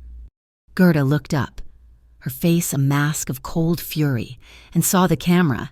She said one last thing. "I was just playing the city's game. I was standing next to Ronan. I watched my mentor, my betrayer, be driven away. And I whispered to myself, choose the city's people." The club was empty. It was just us, Ronan, me, and Marius, who was standing by the bar. Ronan looked at his right-hand man. The tension was still there, the ghost of the microphone. "Marius," Ronan said, "Boss, the tracker on your button." Marius's jaw tightened. "I know. I thought you believed." "I was wrong," Ronan said. It was the first time I had ever heard him admit it. "I suspected everyone, even you. That was my mistake. It won't happen again." Marius just nodded. The space between them cleared. "She's good, boss. The H-12 signal, that was smart." He looked at me, a rare flash of respect in his gruff eyes, and then he left us alone. The victory was not complete. The BOO was a symptom. The disease was the city itself. At noon, they came. Not the BO, not the police. The city council, 3 of them looking pale and sleep-deprived. They walked into the Blue Cipher like men walking to their own execution. The club was Vescari's territory, and they knew it. "Mr. Vescari," the lead councilman stammered, "this audio file, it's disruptive." "It's the truth," Ronan said. He was sitting at one of the small, round tables, like a customer, and the truth is messy. "We are prepared the city to make a significant donation to a fund of your choice, to help the residents of the Cobalt block, of course, to smooth this over." Ronan almost smiled. "I don't want your money." "Then what?" "Paper," Ronan said, and he looked at me. I stepped forward. My voice was clear, and it did not shake. "You're going to sign the Harbor Embankment Compact." I've never heard of it," the councilman said. "You have now," I replied, sliding a thick, freshly printed document across the table. I had drafted it myself in the last hour. It's an agreement, any development, any integrity review, any city action on the East Embankment or the Meridian Wharf, it all has to be approved, unanimously, by a new body. "What body?" The Harbor Citizens Oversight Committee, and I said, elected by the residents, 1 seat, 1 vote. It was a declaration of war, written on legal paper. They looked at the document, and they looked at Ronan. They looked at the exit. They signed it. When they were gone, Marius came back in, holding a newspaper, The Independent. He laid it on the table. The headline, in huge block letters, screamed, "Who is the boo by dawn?" Every man in the city feared for his life. They feared the truth. They feared the audio file. They feared that their names would be next. The city was quiet. The bridges were down. The battle was over. Ronan led me back to his office, the velvet-walled room, and he looked tired. The stitches were pulling. I could tell. "I promised you," he said, "that no one would erase you again." He walked to his desk. He picked up a thick, worn manila folder. It was old. The edges were soft. "The Port Authority archives are a mess," he said, his voice quiet. "A lot of things get lost, especially in small, strategically convenient fires. But Marius, he found this, before the latest fire." He handed it to me. I opened it. My breath caught. It wasn't my file. It was my father's. Accident Report Pier 5. It was all there. The witness statements, the maintenance logs showing a frayed, untested cable, the supervisor's signature, clearing the lift, the name of the man who owned the shipping line. It wasn't just found, it was rebuilt. He had pulled my father's ghost out of the erased history of the harbor. He had unerased him. I looked up at him, tears blurring my vision. I don't know how to thank you." "I don't want your thanks," he said. "I want your answer." "To what?" "This." He gestured to the signed compact on his desk. "The Oversight Committee. It's paper, but it's paper with teeth. It needs someone to run it, someone who knows the law and who knows the harbor." He was offering me a new life, not as a clerk, not as a victim, as a weapon. "I'll do it," I said. He nodded. The business was done. But we didn't move. The silence in the room was no longer cold. It was full. The distant sound of the jazz band starting their afternoon set bled through the walls. He stepped toward me, slowly, the way he had in the vault. He stopped, giving me the choice. I stepped toward him. His hands came up, not to my back, not to my waist, but to my face. His thumbs, calloused and warm, brushed my cheekbones.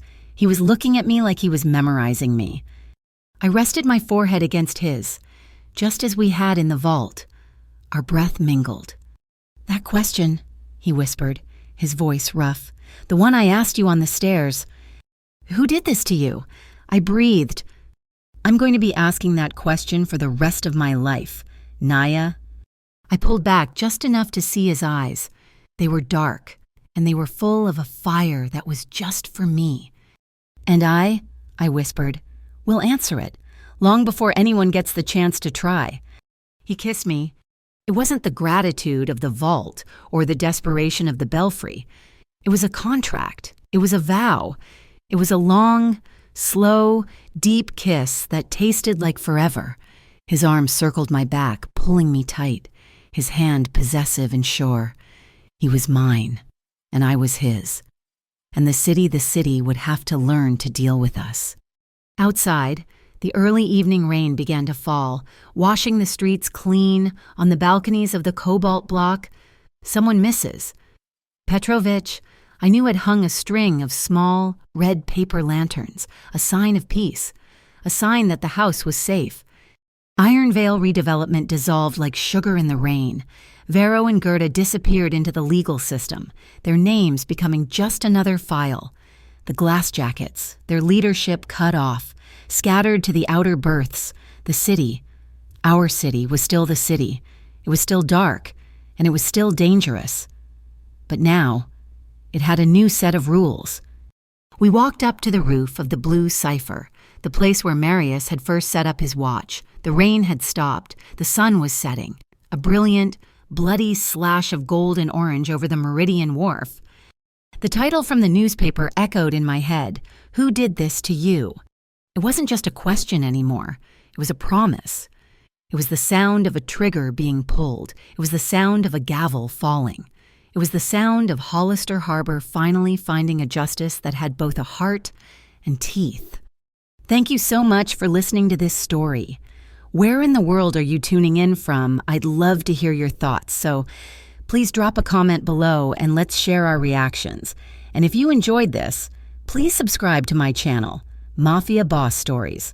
Like this video, and give it a boost by hitting that hype button. It helps get these stories out to more listeners just like you.